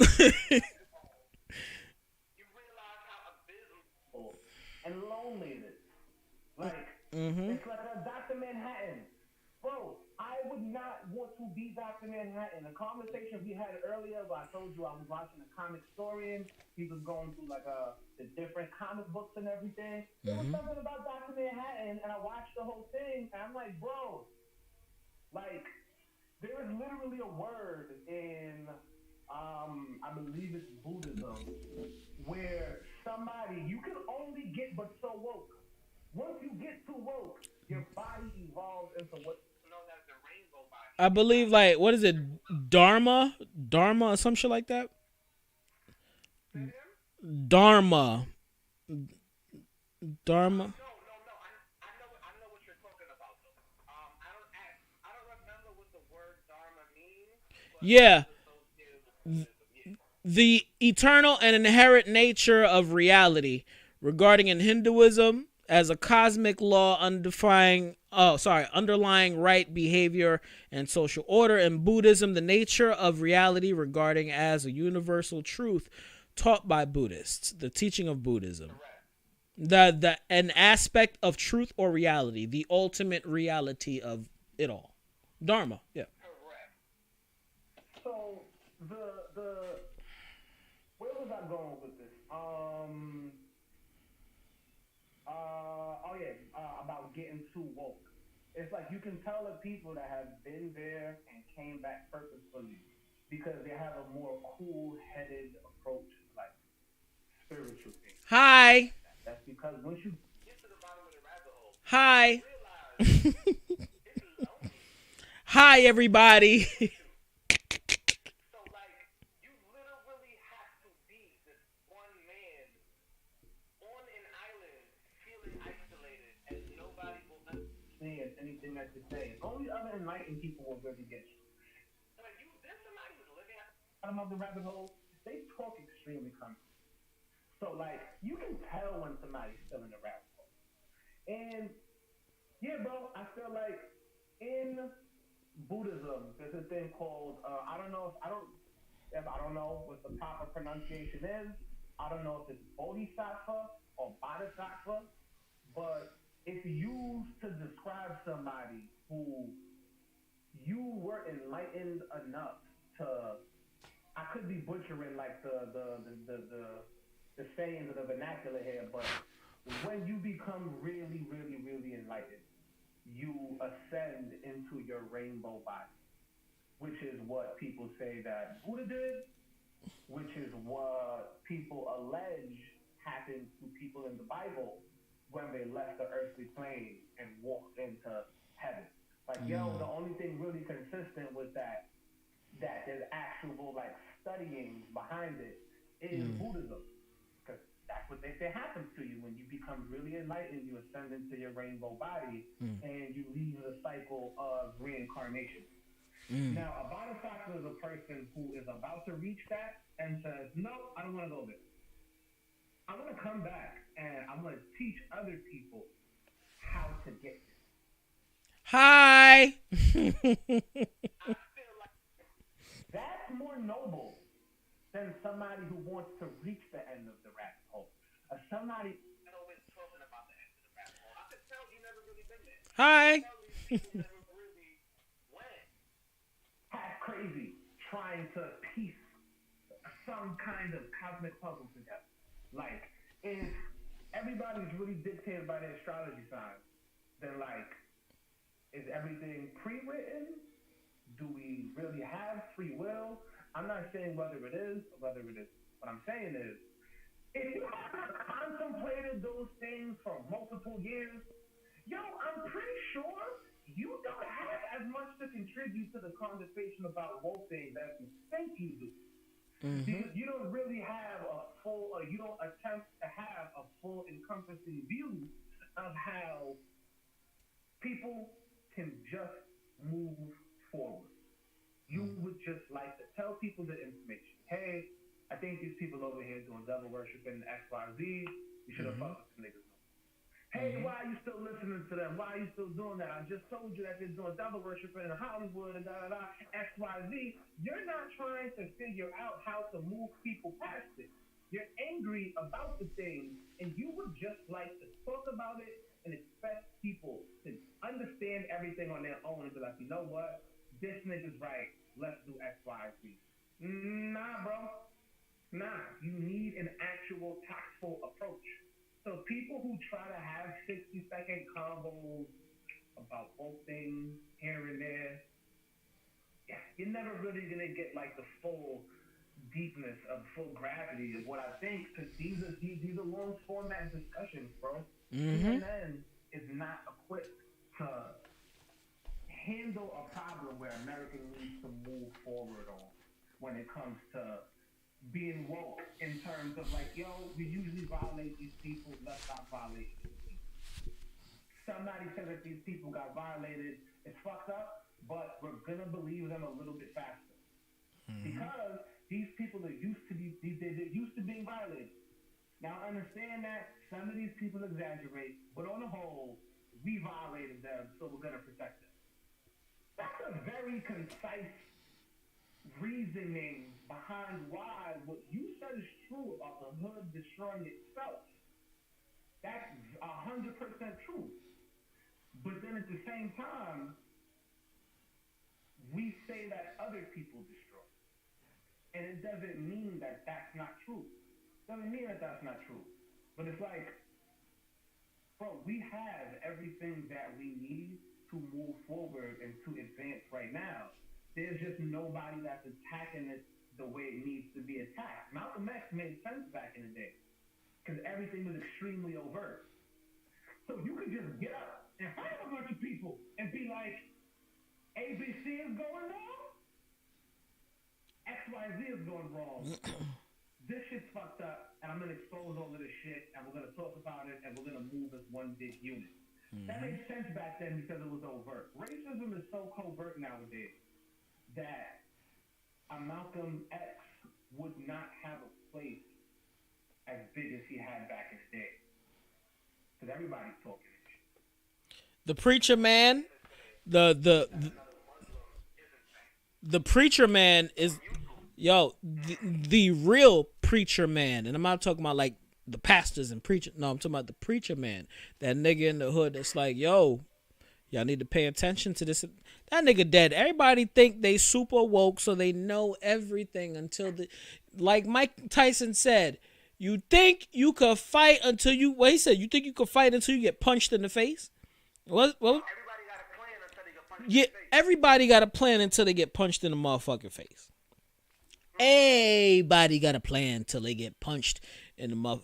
Everybody fake woke into some real shit pop up, and it's like, whoa, did that just happen? It's like, yeah, nigga, that shit just happened to really test to see how woke you is, my nigga. How woke is you be? How woke is you be, or is you just, let me go over here. Let me, be safe, man. Like, no lie.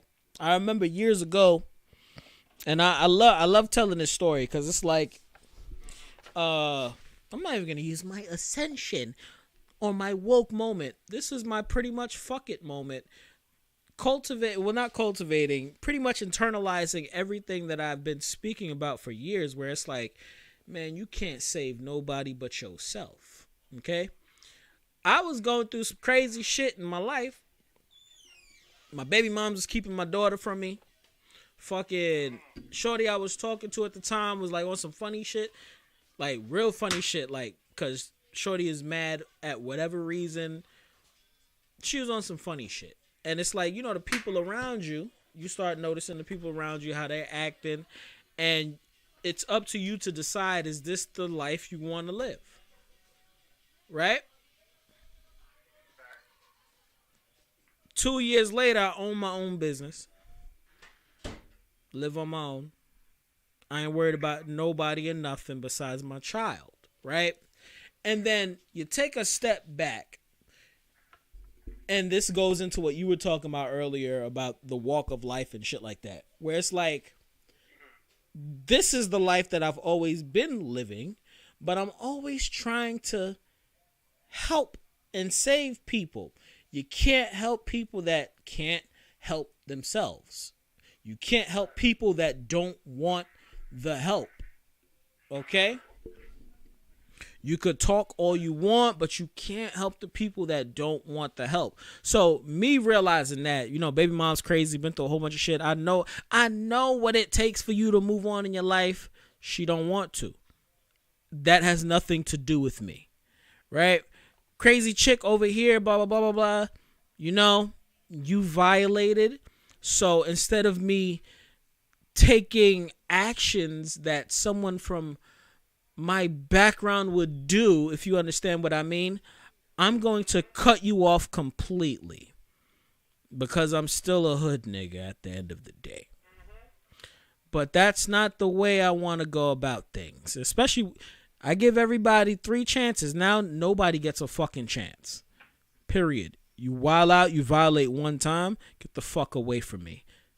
Yo, I'm more on Fox, bro. Huh? No I'm more working off of vibes. It's like I'll notice something and I'll be like, just a mental note. As I'm there, I'll be like, okay, I'm not going to come to the next thing that this person invites me to.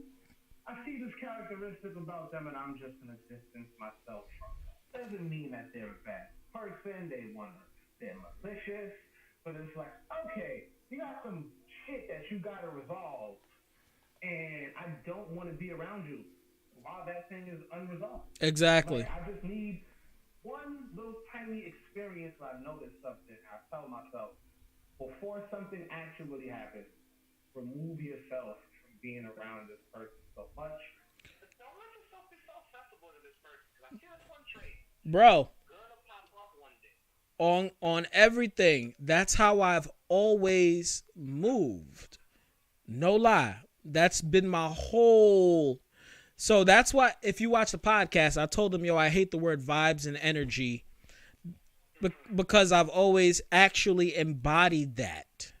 And this is not me. This is not me gloating. This is not me trying to say I'm better. You feel me? It's like I've always actually embodied that. And if you actually, prime example, what you were saying, like you listen to somebody, their mannerisms, you're reading body language, you're listening to what they're saying opposed to what their actions have been, right? It's like, you stay over there. Yeah, you stay there. Yeah, nice to meet you. Cool. But I ain't fucking with you no more, nigga. Like, and you're always right. You got people that say shit like that, like, yo, my third eye is open, and then end up in jail for doing some dumb shit, hanging out with Tracy up the block. I thought you was woke.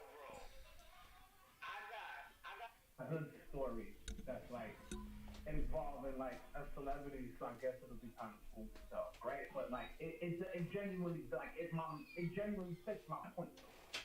One day I did a skit with Mr. Commodore. Now I don't know him. That's not like my personal friend. I had business there that day. Happened to run into him while I was outside. Right? Asked me to be in the skit. Like, he's a regular cool fucking dude, bro. He noticed that I stopped, I didn't want to walk through the video. He goes, damn, bro, you was better off just walking through the video because you made mad noise. Better noise stop, that's mad insistent, XYZ. I'm like, bro, I'm late to this shoot that I gotta do, like 1 minute late. So I'm gonna go, but if you end up coming upstairs and something, I'm with you, right? So I shoot to this woman. I don't want to say who it was because I don't really feel a way towards her. And it's like people know her. So I'm not here to like bash her, sit her down. I just want to make a point. Every other time we have spoken to this woman, she has embodied like, if this is a word better than intelligent, Jesus. She is extremely eloquent. Her lexicon is very vast. Her knowledge background is strong enough that I can say, okay, in these discussions, I'm going to do more listening to her because I'm going to assume she knows more than me on this subject. So, like, just so we're clear, this is a very intelligent woman, bro. So, I noticed that whenever black women exemplify a certain sort of intelligence, it can come off as like a certain way to people. So every time I run into one of those kind of black women, I know that everybody has that body. So I give them the opposite. She came off snooty, and I literally told myself, like, you know what? Nah, it could just be what you're predisposed to. She actually is really smart. You would do better to listen to this woman than to feel that way about her. So, mad time passes, right? I end up that day going to shoot for her. See Mr. Commodore outside, be in the skit. Nah, bro, I'm late. I wish I could because you're mad famous. So, go upstairs. I do the shoot. He comes upstairs. Turns out they know each other. So, he's like, yo, this is going to be the next skit. I need somebody to play ABC this kind of part. So I volunteer myself to him. I go, yo, bro, what's up? I'm definitely going to be in this skit. He proceeds to say, okay, do you sure what I need you to do? She comes and grabs my hand and pulls me to the side and is like, yo. She literally takes a phone and like puts the phone in my face to cover my mouth. And I am so very confused as to what's happening. Because I'm like, what? Like I do something wrong? Like I don't really understand what's happening. Like she's basically reprimanding me for going and saying something to the celebrity when my original business of being there had nothing to do with the celebrity. And the way that she went about it, everything that I thought about her, that I told myself, you know what? I feel like her vibe is this, but we're usually biased against black women in America, even black people. So I'm always gonna do my fair share to give a little bit more benefit of the doubt. And like, but it just I did it. I gave her the benefit of the doubt, and everything just got flipped upside down. Like she literally told me, like, they're here to do something specific. Don't just walk up and ask that. But she like pulled me to the side and like literally shushed me by placing the phone over my mouth like 5 times, and I kept on trying to speak. And I thought to myself, since you have the time to deal with this, I deal with it. Whatever. We go outside, I do the skit. She's literally telling me, like whispering to me while leaning on my shoulder, mad cool. Like, hey, isn't it lit when you fuck with me? And I'm starting to like regret this. Like, damn, bro, you got the vibe from her. But you wanted to be the nice guy. You wanted to be the guy that's like, I'm going to give everybody their fair share, and I'm not going to view them like that. And when I don't pay attention to the vibes at first, things go wrong. Like, so I'm literally telling her, like, I mean, yeah, my life is just lit in general, yo, like, God is good. And she proceeded to drive the point of saying, yeah, but isn't it just, this is lit when you fuck with me? Like, I'm supposed to be so unbelievably grateful that I'm in the skit with Mr. Commodore because you were the person that set everything up. And it's like, but I'm really just grateful for God for aligning this scenario. He asked me to be in the skit before he even knew that I knew you. So like, you have something to do with it because I'm here to shoot something with you, but me meeting him, that was just off of my own personality, how I look, talk, whatever the scenario may be. You weren't even there. He never knew I knew you. So I say that to say, when you get a vibe off of a person, it's not your job to investigate and see if that vibe is right. If you get the vibe off of that person, you don't gotta hate them. You don't have to build up a fake narrative or a fake story in your head. You don't even have to tell other people, y'all don't fuck with that person yet. All you gotta do is tell yourself, identify the vibe, and say, yeah, I'm not really gonna be around this person. And that's it, bro. It's that simple. It's the industry. Everybody can't talk how they want to talk and say what they really want to say. So if you're gonna want to really make it in this field, when you see scenarios like that, you really just gotta pick up on the vibe and just walk the fuck away, bro. Because it's just a really nasty feeling when you get an intuition about somebody and you don't listen to your gut. Because then you yourself feel stupid. If you're an adult and you place accountability upon yourself, then like bingo. So what? I said bingo when it comes to accountability. Bingo. Why am I around you? Why? I chose that. That was my choice. I'm not gonna blame you. I knew what was up. I wanted to be Mr. Nice Guy. Like, Like, no lie, I know like certain things that I've turned down because it's like, nah, I'm good. That's not for my business hours. Like my personal life. You understand what I mean? Like, I'm not calling my personal life business, but it's like, nah, that's not a part of my business hours. I'm good. And shit always flips. No lie. Like, we'll talk about it off air. It's like some shit that happened recently. And I'm like, nah, I'm good. Nah, I'm good. I ain't gonna do that. I just wanted some information. Homie told me some shit. I'm like, oh, word, that's cool. It's not illegal, by the way, people. And I was like, all right, cool. I said, you know what? I'm good. I ain't stupid. No lie. 2 days later, crazy shit happened. And I was like, yeah, I knew it. I knew it. Cause even though I'm fiending to do what I want to do, I was like, I'm good. I know my plate. Like, when you get antsy to do stuff, but it's like better. As you were saying, that vibe and what you got to do, that's how true it is. My phone just, it's like, what it is. Like, nigga, you know better. That was me affirming, and I love having, and T will always say it anytime I bring something up. He's like, yo, nigga, like, you're weird. Like, you always say or do something and shit me. I'm like, yeah, I know. Yeah, because that's actually being in tune with, you feel me?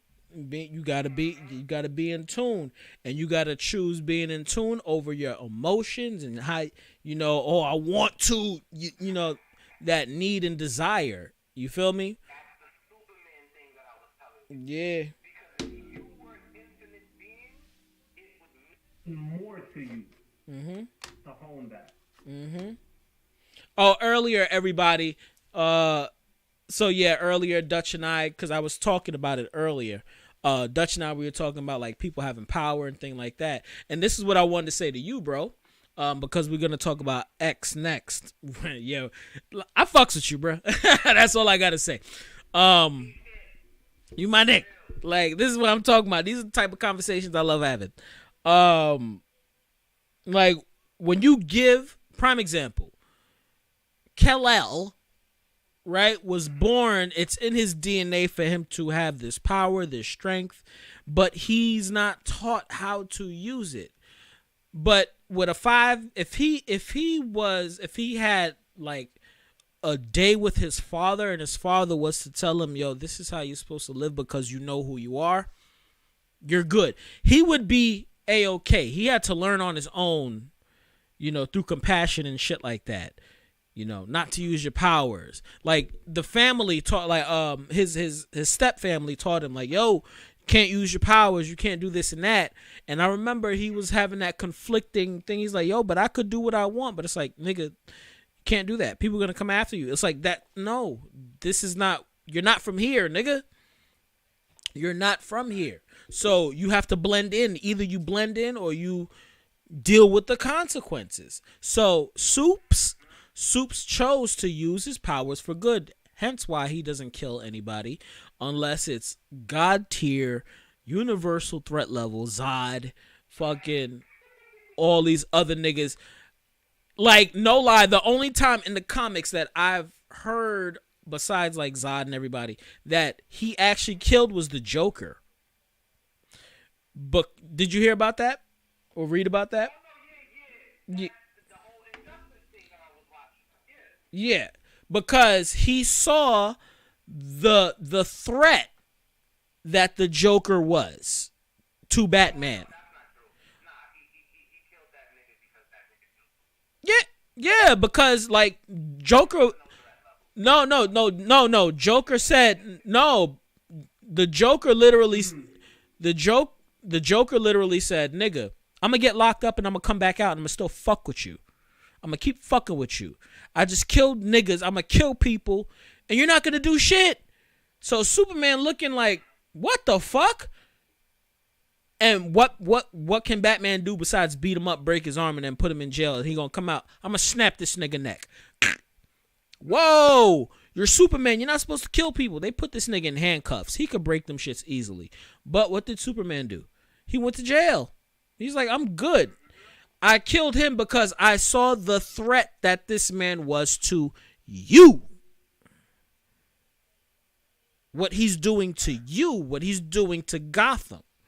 That's why he had to die. Mind you, he's not supposed to kill people. He's not supposed to play God, even though they break buildings and people die all the time. Let's be real.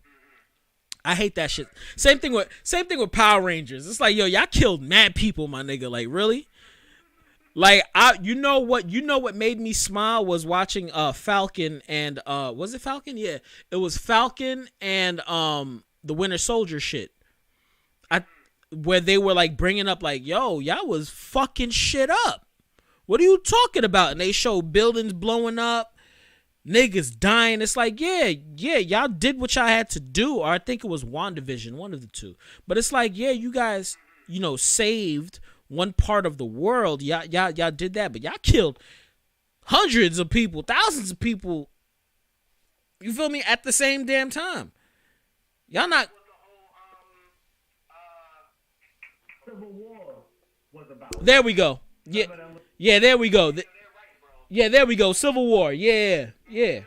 It's like, my nigga, like, you're still doing it. So you got Superman, that nigga, that dude, where he's like, you know what? I'm going to take matters into my own hands. I know my strength. I know what I could do. I already know what it is, but this is what I consider home. So I'm not going to fuck shit up. I know I got the power. I ain't going to fuck it up. Now you got people in this world that never have that type of power. I'm gonna use Jay-Z as an example. This is crazy, right? Jay came from Marcy Projects. You believe it or not, he shot niggas, he stabbed niggas. You believe what you want to believe. He became a billionaire by being a smart rapper. That's what I see Jay-Z as. Why do you think he's not rapping no more? He's good. He's done. He got to focus on saving the world. What the world is becoming is what I have to save. Is what I have to be a part of, right? So remember, we was talking about people with that money and that bracket, and they're the ones that are at that like level. They're like X-Men level and shit like that. Cool, right? So you got people like Jay, who's focusing on prison reform from people that actually need it. You hear me? That actually need it. No disrespect, because what happens if we blow up and then somebody clips this? Casanova ain't going nowhere. Jay is not saving that nigga.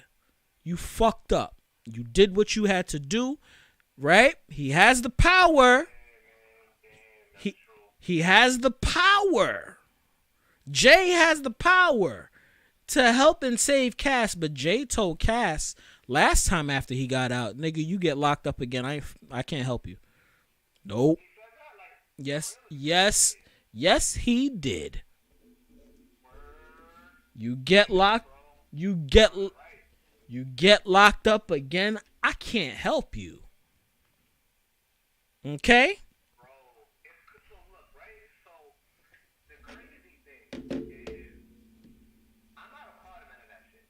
Yeah. But I know enough about it. Exactly. And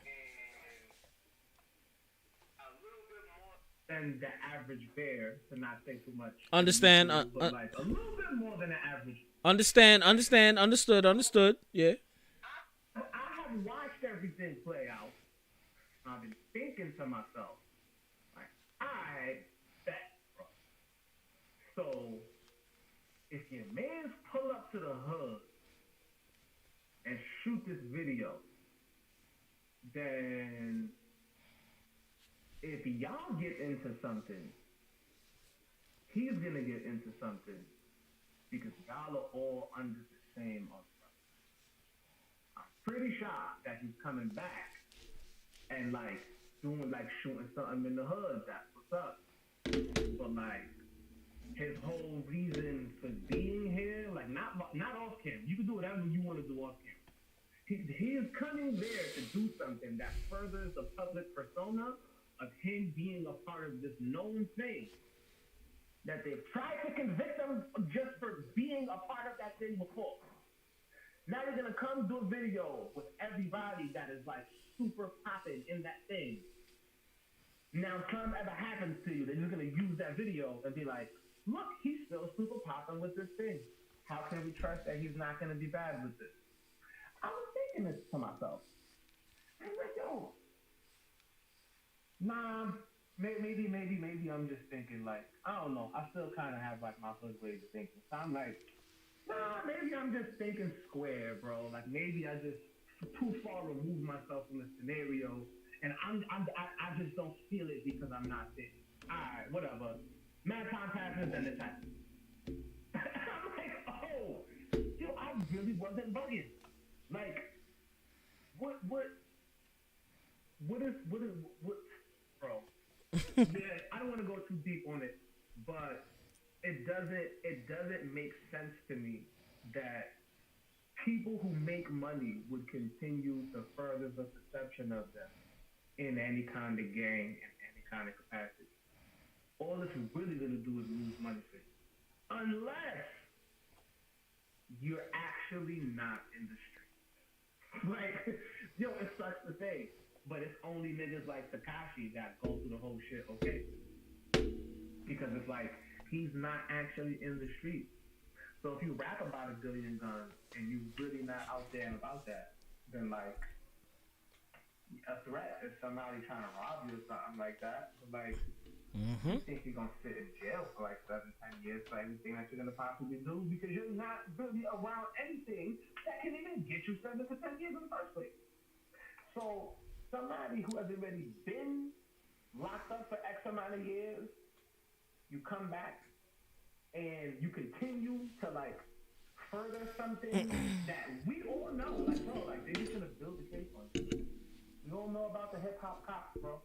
Like, you can literally never say anything about no gang. You can literally never take any picture, any video, throwing anything up with no flag. Don't replace no C's with no B's.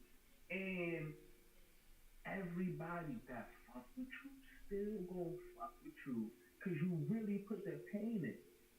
The shit that you talking about, you really done did.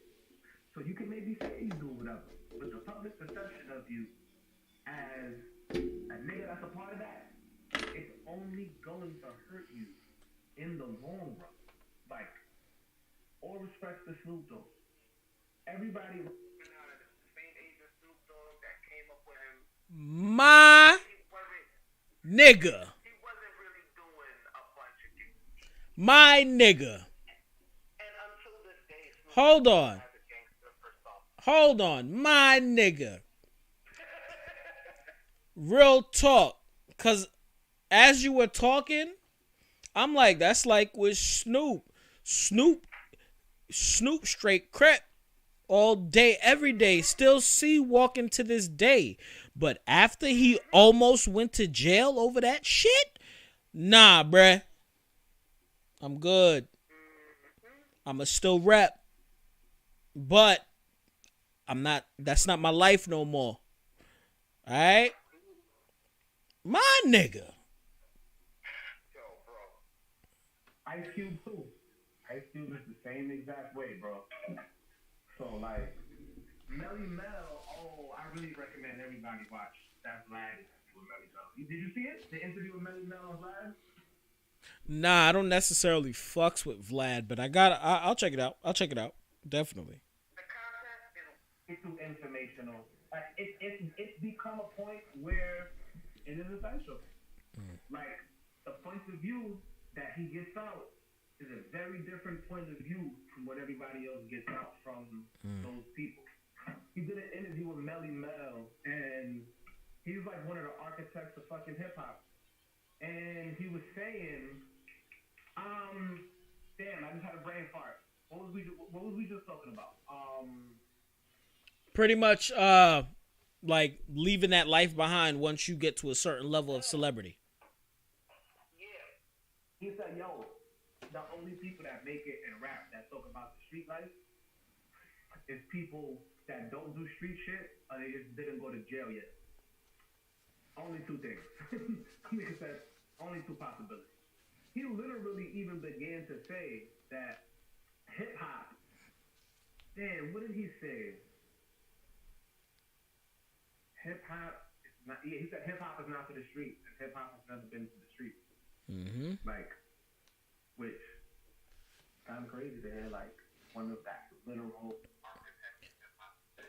I got so because bro, it's not.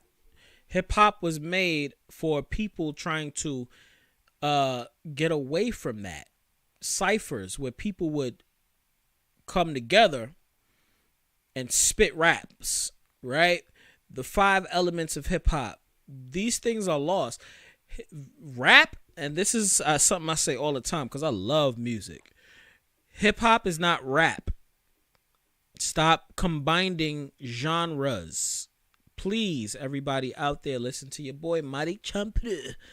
Hip hop is its own entity. So just because somebody's black and they could rap, that don't make it a hip hop song. Okay? Then you have rap music. You got rap music. That's where niggas say anything. Shouts out to Griselda, gritty niggas, where they get it in. That's rap. That's rap. Wu-Tang is rap and hip hop at the same time because of RZA and because of the intellectual content that is involved in it. But if it's just Quan spitting that shit, listen to what Quan talking about. Okay? ODB too talking about doing drugs and drinking it. That's rap. No hip hop. But RZA added that he made it hip hop with that element, right? Nowadays you have trap music. That's not hip hop. It's trap music. Then you have grime music. What people are trying to do here is make New York grime. Then you have all of the. It's not hip hop. Hip hop is its own thing. That boom bap, that's hip hop. That, you feel me? Certain rhyme schemes and actually talking about something. It don't have to be kumbaya. It don't have to be kumbaya. It's having an intellectual conversation on a fucking track. That's hip hop. Okay? Rap is rap. Trap music is trap music. Grime and drill and all of that is its own thing. It's its own fucking thing. And that's the one thing I really, like I said earlier, niggas don't say nothing. And I see the route shit is going. So it's like, hey, that's what y'all, because now shit is getting convoluted. The lines are blurred like a motherfucker. Nobody knows what is what because they're not, what is it? They're not studying. That's why I said I'm gonna watch that since you suggested it, and it's about Mel. Even though I don't like Vlad like that, I'ma definitely check that out. You feel me? It's like everybody nowadays. It's like, nigga, I'm making money. I'm making hip hop. No, you're not. Right? No, you're not. I pick up a ukulele. If I pick up a ukulele and I start playing it and start rapping, am I making rock music? No, nigga. Come on, son. Like, stop. And I be having these, I be talking like this all the time. Yeah. Hot take. A lot of the rappers back in the day wasn't that fucking nice either. Hell no. They were trash. Bro, like, you're not gonna sit here and tell me, like, I would look at old videos back when, like, VH1 Soul was a thing. That would literally just play in the background of my room all day. I was like maybe 18, 19 years old. And my TV would just be locked on that all day. That's how I would get my beat suggestions from. They would do different themes of, like, different eras or whatever. So, like, it was cool. Fucking... Fuck. Brain fart. What the fuck was he talking about? The evolution of hip hop and how certain old school rappers are actually trash. Well, for the time, yeah. A lot of shit will pop up on the TV on VH1 Soul, and I'll be thinking to myself like, "Yo, this sounds so fucking fire," but it's actually not. It just sounds really fire. Like, if you throw on an old school rap beat, bingo.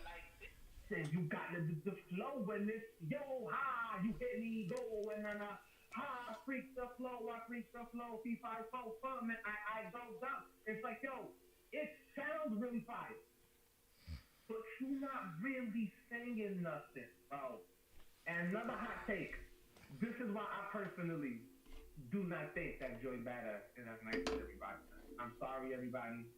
Apologize. I'm only saying this because everybody says that he is Omega God level nice. So you can't tear somebody down really if everybody's saying that he's Omega God level nice. So I can say this and it's not going to negatively affect. So like, yo, bro, Joey Badass just sounds like a 90s motherfucker, bro. Let's talk about it, bro. Like, he doesn't make bad music, but like, I mean, when he made that video for Christ Consciousness a long time ago, I'm like, you know what? I'm gonna watch it because of the name of it, and you better be spitting some Christ Consciousness level rhymes. It was not Christ Consciousness level rhymes. I'm not even gonna go mad deep and trash him because I actually really fucking like Joey Badass. Just this one aspect I OD disagree with, and that video for Christ Consciousness was where I lost all prospect to him, like, nah, maybe this nigga is the next one up. And yeah, so I don't end up trashing Dre Badass because I actually like him. I'm gonna dismount from it. My dude is like, nah, I don't want that. All right, I'm good. I don't really listen to Joey, honestly. Like, I fucks with him. Like, when he's on certain features and I know his, I have tiers for a lot of artists. Like, somebody gives me a rapper and I'll put them in a certain tier when it comes to like lyrical content and shit like that. And when it comes to making a song as well. So it's like, and it, like, I love having those conversations too. It's like, yo, who's the best MC, right? Out today. So it's like, do you know what the word MC means? Because an MC it's something different. That means you know what the fuck you saying on the mic. You feel me? And you're not just like miracle spiritual. No, that's not an MC. That's a rapper, hip hop artist right there. Miracle spiritual. So like, yeah, Joey is he's not God. He's not people. Just because you make 90s hip hop, that don't make you God tier. I heard a couple of Joey tracks and I was like, that's lit, but he's nowhere near God tier. No, and I'll explain why he's nowhere near God tier. Right?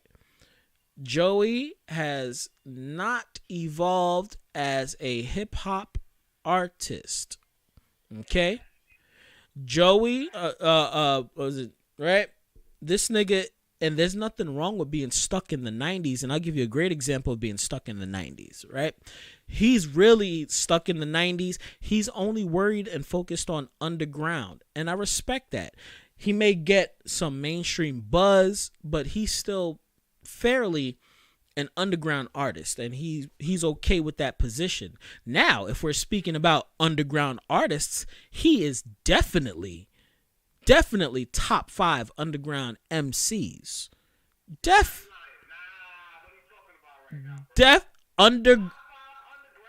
Underground MCs. Yes, he is definitely up there in top 5. I know, but he is here. Hello, check this. Here's the thing, right? Allow this. That's like, what's name was up there? Doom 2, even though Doom was more mainstream, but if you put Doom in, because Doom wasn't exactly.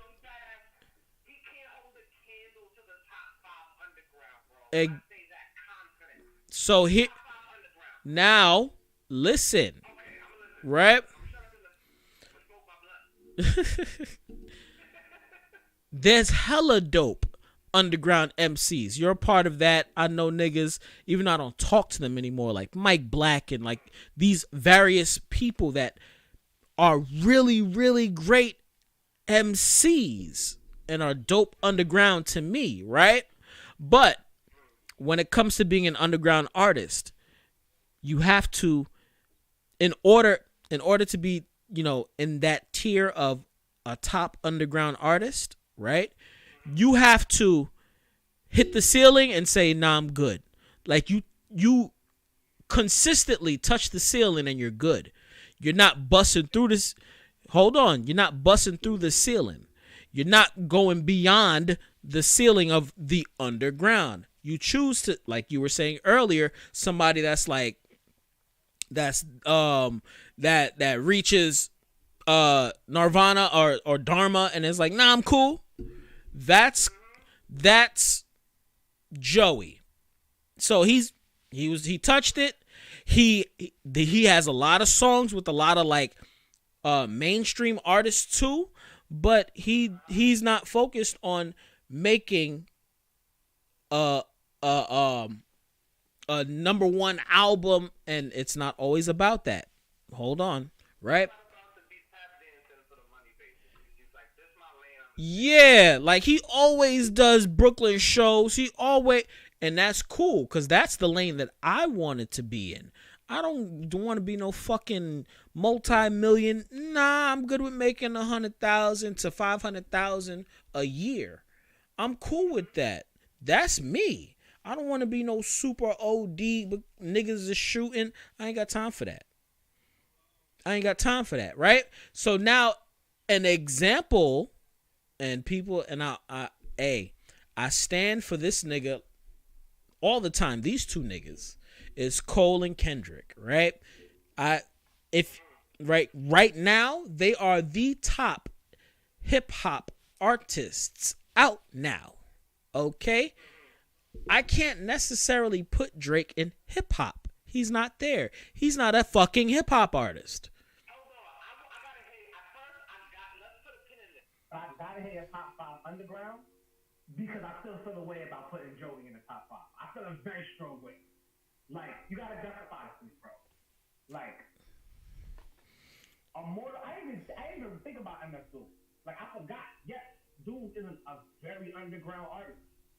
You gotta. That means that you're putting Joey Badass up against Immortal Technique. He is God's hair on Mega Left now. You're putting him up against Immortal Technique. You're putting him up against Tech 9. You're putting him up against MF Doom. You're putting him up against Killer Priest. Fuck. Who's another one? There's one more. I'm one away from 5. Who's God's hair underground? Just Jay Electronica, bro. Jay Electronica just went mainstream. Like, we were shocked that Jay Electronica went mainstream, bro. But like, that's a new thing. So like, he became mainstream technically last year, but we waited 10 years very dedicatedly, if that's the word. We waited 10 fucking years for him to hit that shit, and for him to drop that out. So Jay Electronica, to me, in my eyes, is still a God tier underground rap. Like, I can't think of many Joey Badass lines where I sat and contemplated life and Ooh. Excuse me. Immortal Technique, whole song, make you contemplate life.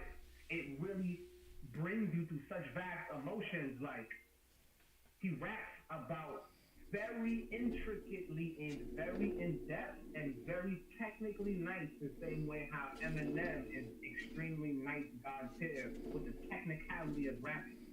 Immortal Technique is extremely nice with the technicality, and he is extremely nice with just actually rapping. You mix that with him being vastly versed in Latin American politics, in the politics that's going on in all of the Latin countries. Mix that with hip hop. Say some shit in Spanish. It's like, whoa, like, that's something you can't really get anywhere else, especially if it's going to be mixed with that God tier level of technicality and that God tier level of just actual flow and making the shit sound dope. All of the people on this list exemplify that shit. MF Doom goes all around the board with everything that he says. It is so incredibly deep and encoded. The rhymes that he says. Joey Badass has never been that deep or that intricate to anybody who is actually woke, I feel. Has been to the end of the rabbit hole, at least. I'll say that. It's just not deep enough. So like, MF Doom literally starts off some shit where he says, in Lakesh, planetary kin, red overtones, dragon naked baritary spin. That is fucking gobbledygook to 99.9% of people on planet Earth. But if you Google everything that he said, you'll be like, holy shit. I'm not even gonna break it down. Just Google that shit for yourself, and you'll see exactly what I mean. That's like, all of these things are pulled from extremely different backgrounds of belief, and they're all melded into one rhyme. And it's like 3 different beliefs wrapped up in that one rhyme. And you wouldn't even know if you didn't know. Straight Badass don't do nothing like that. Immortal Technique does that kind of shit all the time. MF Doom does it all the time. Killer Priest, his whole thing is that. Jay Alette, we already know what he do. Like, and then to be honest, man, I kind of hope that Joey Badass don't end up seeing this one day. It's like, Capital Steve is way better than him, bro. And it's not to say that Joey Badass is whack. Joey Badass is a nice fucking rock. But we're talking underground shit. Yo, Capital Steve has way more heat than this mix. I mean, lyrically, bar for bar. I'm not saying songs. I'm not saying any of that. I mean, I remember more Capital Steve. That's the thing, bruh. You see? You just said it, right? You're not talking about songs and stuff like that. That's the point I'm trying to make when it comes to being considered great in whatever field it is. Do you have the attention of the masses, right? The reason why, even though it's gobbledygook to most, and then to some it's extremely deep, what's his name? MF Doom. Doom was always an underground MC, right? He was always underground hip hop, and he touched the ceiling. A lot of people, including myself, got put on to Doom through Adult Swim, Cartoon Network. That was his ceiling. That's where a lot of his fan base started flooding in 2003. I would say, when they started releasing, and yo, I wish I still had my fucking hard drive, where they had old songs you could download from what's the name? From what's these niggas called? Fucking Adult Swim, sorry. Right? On that as well was how I found out about Jay Dilla. Come to find out, Jay Dilla made a lot of songs that I knew when I was a kid. You feel me? So it's like they remain, well, not necessarily Dilla, but they remained underground for a reason. Didn't go for that mainstream title. You feel me? Like, I'm that nigga out there and being on Front Street. Nah, this is my lane. I'm back here. You don't have to have completely 1,000,000%, because we're not talking about top 5 MCs. We said underground hip hop artists, because mainstream top 5 hip hop artists, Kendrick and Cole are up there, right? And I'm gonna use that as an example to go back to the underground shit. Everybody stay with me. In order to be top 5 hip hop, dead or alive, mainstream, because hip hop is vast. There's a lot of hip hop out there, right? You gotta have the quote unquote swag, right? Meaning, this is how I say swag. Your video's got to be on point. That's what I convert swag to, because these niggas are never on Instagram, and when they do bop out, these niggas look whatever way they do, but when you watch their videos, that shit is crazy. That shit is crazy. So it's not about being out there. It's about, okay, your visuals. Are your visuals on point all the time? Yeah. Their shits is always on point. When it comes to having lyrics and meanings and saying stuff out there, there are a lot of artists, prime example, Eminem, that could probably out-rap No, I would like to see Kendrick and Eminem rap because Kendrick can actually rap, rappity rap. Don't tell me something, and I'm gonna rap that shit, and I'm gonna flip. Kendrick has a very jazzy approach to rapping where he's not really saying lyrical things. He more so understands how to capture the emotion of something and very robustly fucking shove that shit in your ear. Like the whole Be Humble song. He didn't really say anything in that song that was like that crazy. But we loved that fucking song. Part of it, like you said, the visual was metal on point. Yeah. That video was everywhere. He might have won an award for that shit. I would say I wouldn't. Me personally, I wouldn't even use Humble as an example, like just for him, because yeah, that was the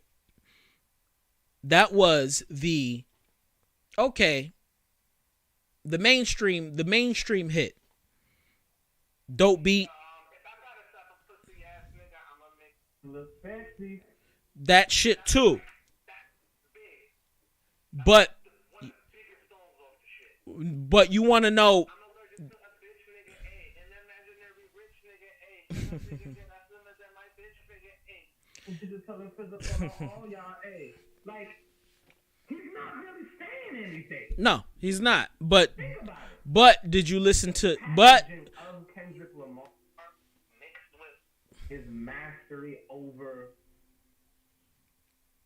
making you feel that feeling. It comes from jazz, where it's like it's gonna be abstract and instrumental, and his voice is gonna be used as an instrument to fill in some blanks. I got something for you though, right? And this is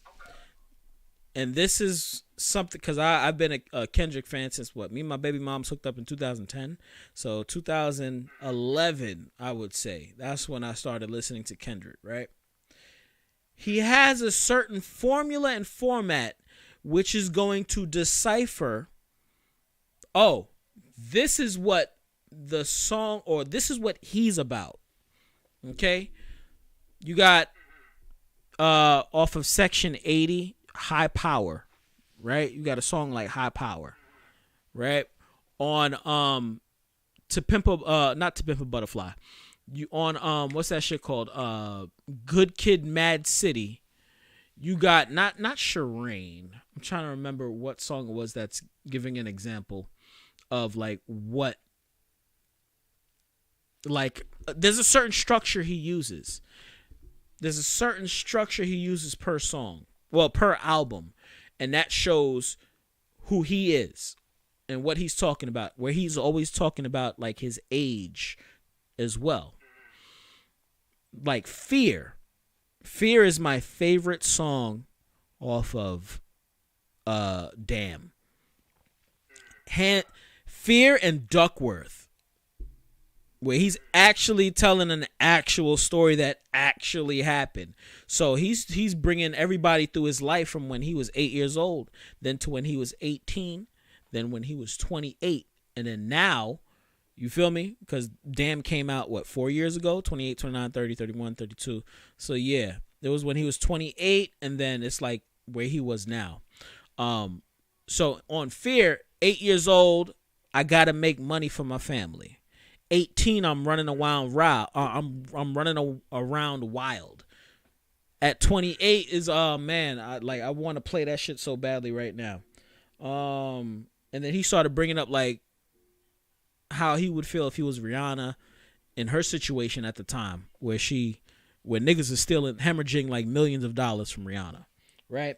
So Fear and Duckworth is what cultivated Damn. Those two songs, not necessarily, even though we love it, songs like Loyalty and songs like fucking what's that shit called? What's that shit called?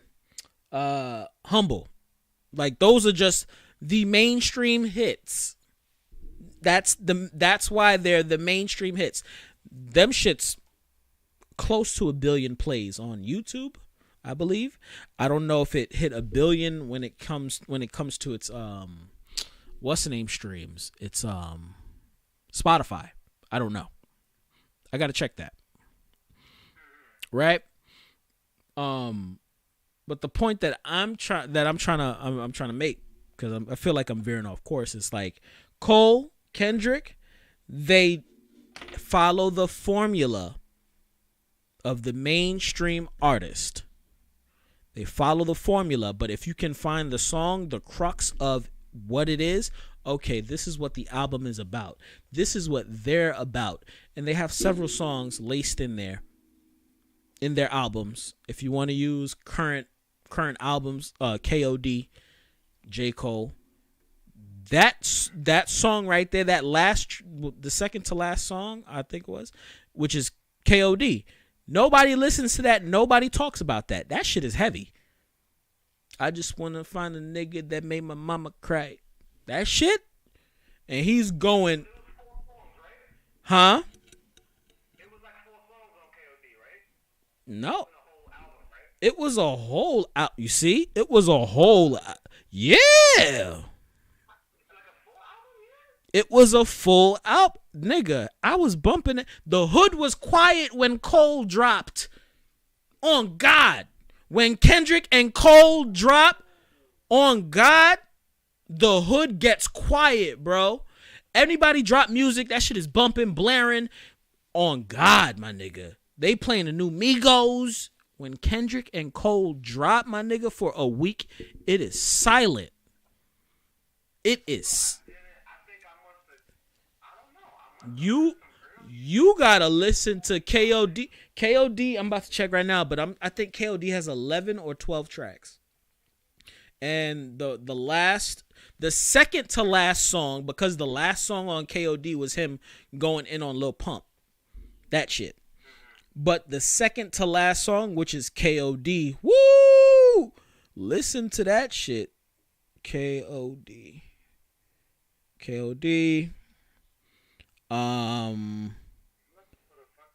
Yeah, 12 tracks. Yep.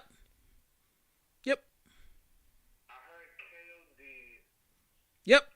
Yep. Intro to the. Window Pane. Window pane is nasty, bro. And is it fun? Friends is my shit. Friends, Window Pane is the main focus of the album. To me, personally, it defines who they are. It's like, I'm still here. Don't worry about it. I'm still here. I'm still rapping. I'm still giving y'all intricate shit. But then look at the tracks before all of that. You got ATM, Motivate. Motivate's my shit. Kevin Hart. Like, it's a certain structure that these niggas be following because that's what they do. Right? Now, they're structuring, and this is why they're considered, and this is just me as a fucking... Hold on, I just realized what... You know what? We've been here for a while. I didn't really notice that. I kind of... Yeah, damn near 3... Yeah, we could wrap this up in the next 15. Well, we could wrap it up. We could wrap it up now, and then we'll talk about X probably tomorrow. Well, I'll talk about X tomorrow because I got to do that. If you want to join, you could join. But nigga, that's what happens on NWO. Nigga, that's what we do. That This is like basically me and you on a phone conversation right now. going on 3 hours, bruh. I looked at the going on 3 hours, bruh. But yeah, the way mainstream hip hop, you gotta appeal to the masses. You gotta sell those numbers. What's your breakout song? We're gonna use Kendrick and Cole's last 2 albums as as an example. ATM, and then you got Humble. Okay, y'all talking about money. Y'all talking about nigga fuck you. There's no depth to it. Right? The entire album, though, what is it about? There's an actual meaning to the entire album. Kids on drugs, and then Black America for Kendrick. in 2017, Black America 2017, or his experience in Black America in 2017. That's what Damn is about. And then KOD is Cole still talking about, motherfuckers is doing hella drugs and it's fucking up everybody at the end of the day. Bam. That's them. Their older albums, every album has a different theme, even though Cole kind of always stuck with, my shit is always going to be hip hop. Like, he was, and that's why, even though I love Kendrick, I like King Cole. Cole is the number one hip hop mainstream artist because he always stuck to the formula of hip hop, which is, you got the visuals, you feel me? You got the beats, you feel me? Which is always hip hop esque. It got the boom bat. It has all of that. There's more boom bap than more booty shaking. That's hip hop. He actually says something in damn near all of his songs, even the songs that's supposed to be, bullshit. You feel me? Like Motivate. Hello? Okay, cool. Yeah. So now going back to the underground, do you understand where I'm? Yeah. Now I was saying, now you understand where I'm coming from when it comes to like how to class people and class certain individuals, right? Well, how? Okay. I was saying, now that we have that established with the mainstream artists, right? I'm gonna bring that down to the underground. You still have to be doing sales like a motherfucker. It could be the most in-depth song it don't matter. You still got to do those numbers. You still got to have that breakout hit. That's why I would personally say, if someone's like, yo, he's God tier, it's like, no, he's not God tier. He's a dope underground artist. And he, in my opinion, is definitely top 5 underground hip hop because he is doing mainstream stuff, but it's not breakout mainstream. Nah, he's like hitting the ceiling and then going back down to the underground, taking all that money and then coming back. You feel me? No. Cole and Kendrick are mainstream. Now I'm talking about, we're going back to underground, the underground artists. To why I would, because you said Joey Badass isn't God tier. He's not a God tier MC. He is definitely not a God tier MC. He's just rapping words, but it's not. He doesn't have double and triple entendres. He doesn't have that. He's just saying some dope shit. No lie. Wu-Tang is lit, but without certain MCs in Wu-Tang, it's just niggas wildin'. It's niggas bugging out. But without certain MCs, like when fucking who's that? I think Jizza, right? With Liquid Swords, when Liquid Swords came out, it's like, what is he saying? It's like, exactly, but you don't get that from Meth. And Meth would say, I'm not the best rapper, but I'm that nigga, a part of the squad that's with the shits that be rapping, and that's how it is. So a lot of people, and we're going to wrap this up, a lot of people out there don't like to go down the rabbit hole and break things down. We all just be like, yo, this nigga, that nigga. So when people say Joey Badass, it's because they like Joey Badass. He's one of the main underground artists that's like out there, always doing shows. He got a whole bunch of considered hits, right? You may hate this, but if you're speaking about, unfortunately, I don't listen to the nigga. He got one song that I like because it's actually really good. If you ready? You ready? You ready to be mad before I? You ready to be mad? if we're looking at stats and how things are really going, you know who is considered the top underground hip hop artist? Unfortunately. I don't know. The argument you made for J. Cole seemed pretty good that he would be number one. Who would you put as over him? No, I'm not talking about mainstream. I'm talking about underground. Oh, okay. Yeah. Who would that be? Unfortunately, and we can have this conversation another time. Okay. But I'm about to piss you off. Are you ready? Yeah, I'm ready. You know who is actually kind of above everybody when it comes to being an underground hip hop artist? I'm pretty open-minded, bro. So yeah, I may agree with you. Let's see. Nah, you're not. It's Russ, bro. It's Russ. But I agree with you, though. Oh, okay. Oh, okay. I was about to. It's Russ. When he said, "Yeah, I sell out Madison Square Garden," I'm like, "Aight, now, bro, that's egregious. You can't expect me to not Google this. You cannot expect me to not try to verify these things and all of these things that you're saying, bro." Yeah. And then I'm googling them, and I'm like, "Oh shit, yeah, like 10 million views. Yeah. That's probably one video. Let me see. Oh shit, wow, 50 million views. That's incredible. Let me just keep going down. Oh, 10 million, 5 million, 7 million. Who the fuck is this dude?" Like, Crazy. This chick I was messing with, bro. Shorty I was messing with. I started, cause what song was it? Guess What with him and Rick Ross. That track is fire. When I heard that, I said, ooh, and he's holding his own against Ross?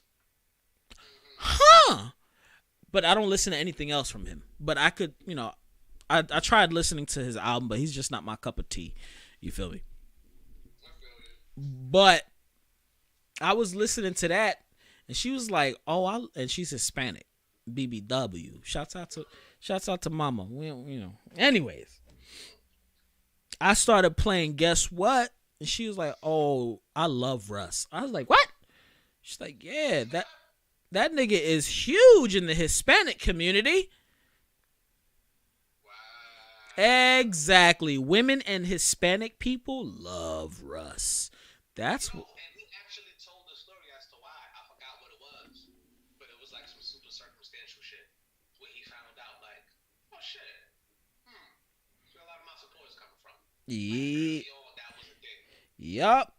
So, and he's staying, quote unquote, underground. He gonna make his money. He's like, nigga, I'm good. Hold on. Another thing is this. He's not even underground. He's independent. That's a whole nother topic. Independent artist opposed to being an underground artist. Because he's a very independent artist opposed to underground. Yeah, that's a whole different conversation. Because now the independence is here. You feel me? Next time I pop in on it, we definitely chop it up. Yeah, man, but y'all already know, man. We gotta go, and I gotta tell you a couple things before you go. Bye. All my peoples out there, once again, my son Dutch Alcott. Dutch, say something to the people before we go, bro. Wait, you broke up. Say it again. I said say something to the people before we go. Well, yeah, I'm eating my sandwich right now, so I'm gonna talk through it. You feel me? Y'all can follow me on all platforms. Almighty.Alcott.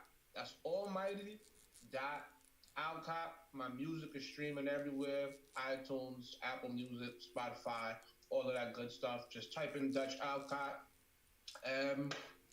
Yeah. Good night, America. All my peoples out there, you already know what it is. I'll be back tomorrow. I honestly did not want to stream because I just wanted to relax, but it was a dope conversation. Thanks to Deutsch. My dude pulled up. You feel me? He ignited something within Lord Champa. Because y'all know when I talk about music and all these topics, I really get in depth with it. So thank you, brother, for pulling up. And everybody that's going to watch this later on, shouts out to the several people that be sharing it. And I'm going to share this to the Discord and everybody and stuff like that, man. I love y'all. Go check out Dutch's music, please. Follow him on IG. Are you on Twitter as well? Yes, I don't use it much, but still follow me there. I'm going to be using it very soon. Yes. Dutch Alcott on Twitter as well. And his OnlyFans as well, ladies. Go follow that shit. It's the Otaku MC. It's the Otaku MC. The Shogun. The rap games Akira, Lord Champa himself. Malik Champloo. Everybody have a beautiful night and thank y'all. Thank you. See y'all tomorrow. I already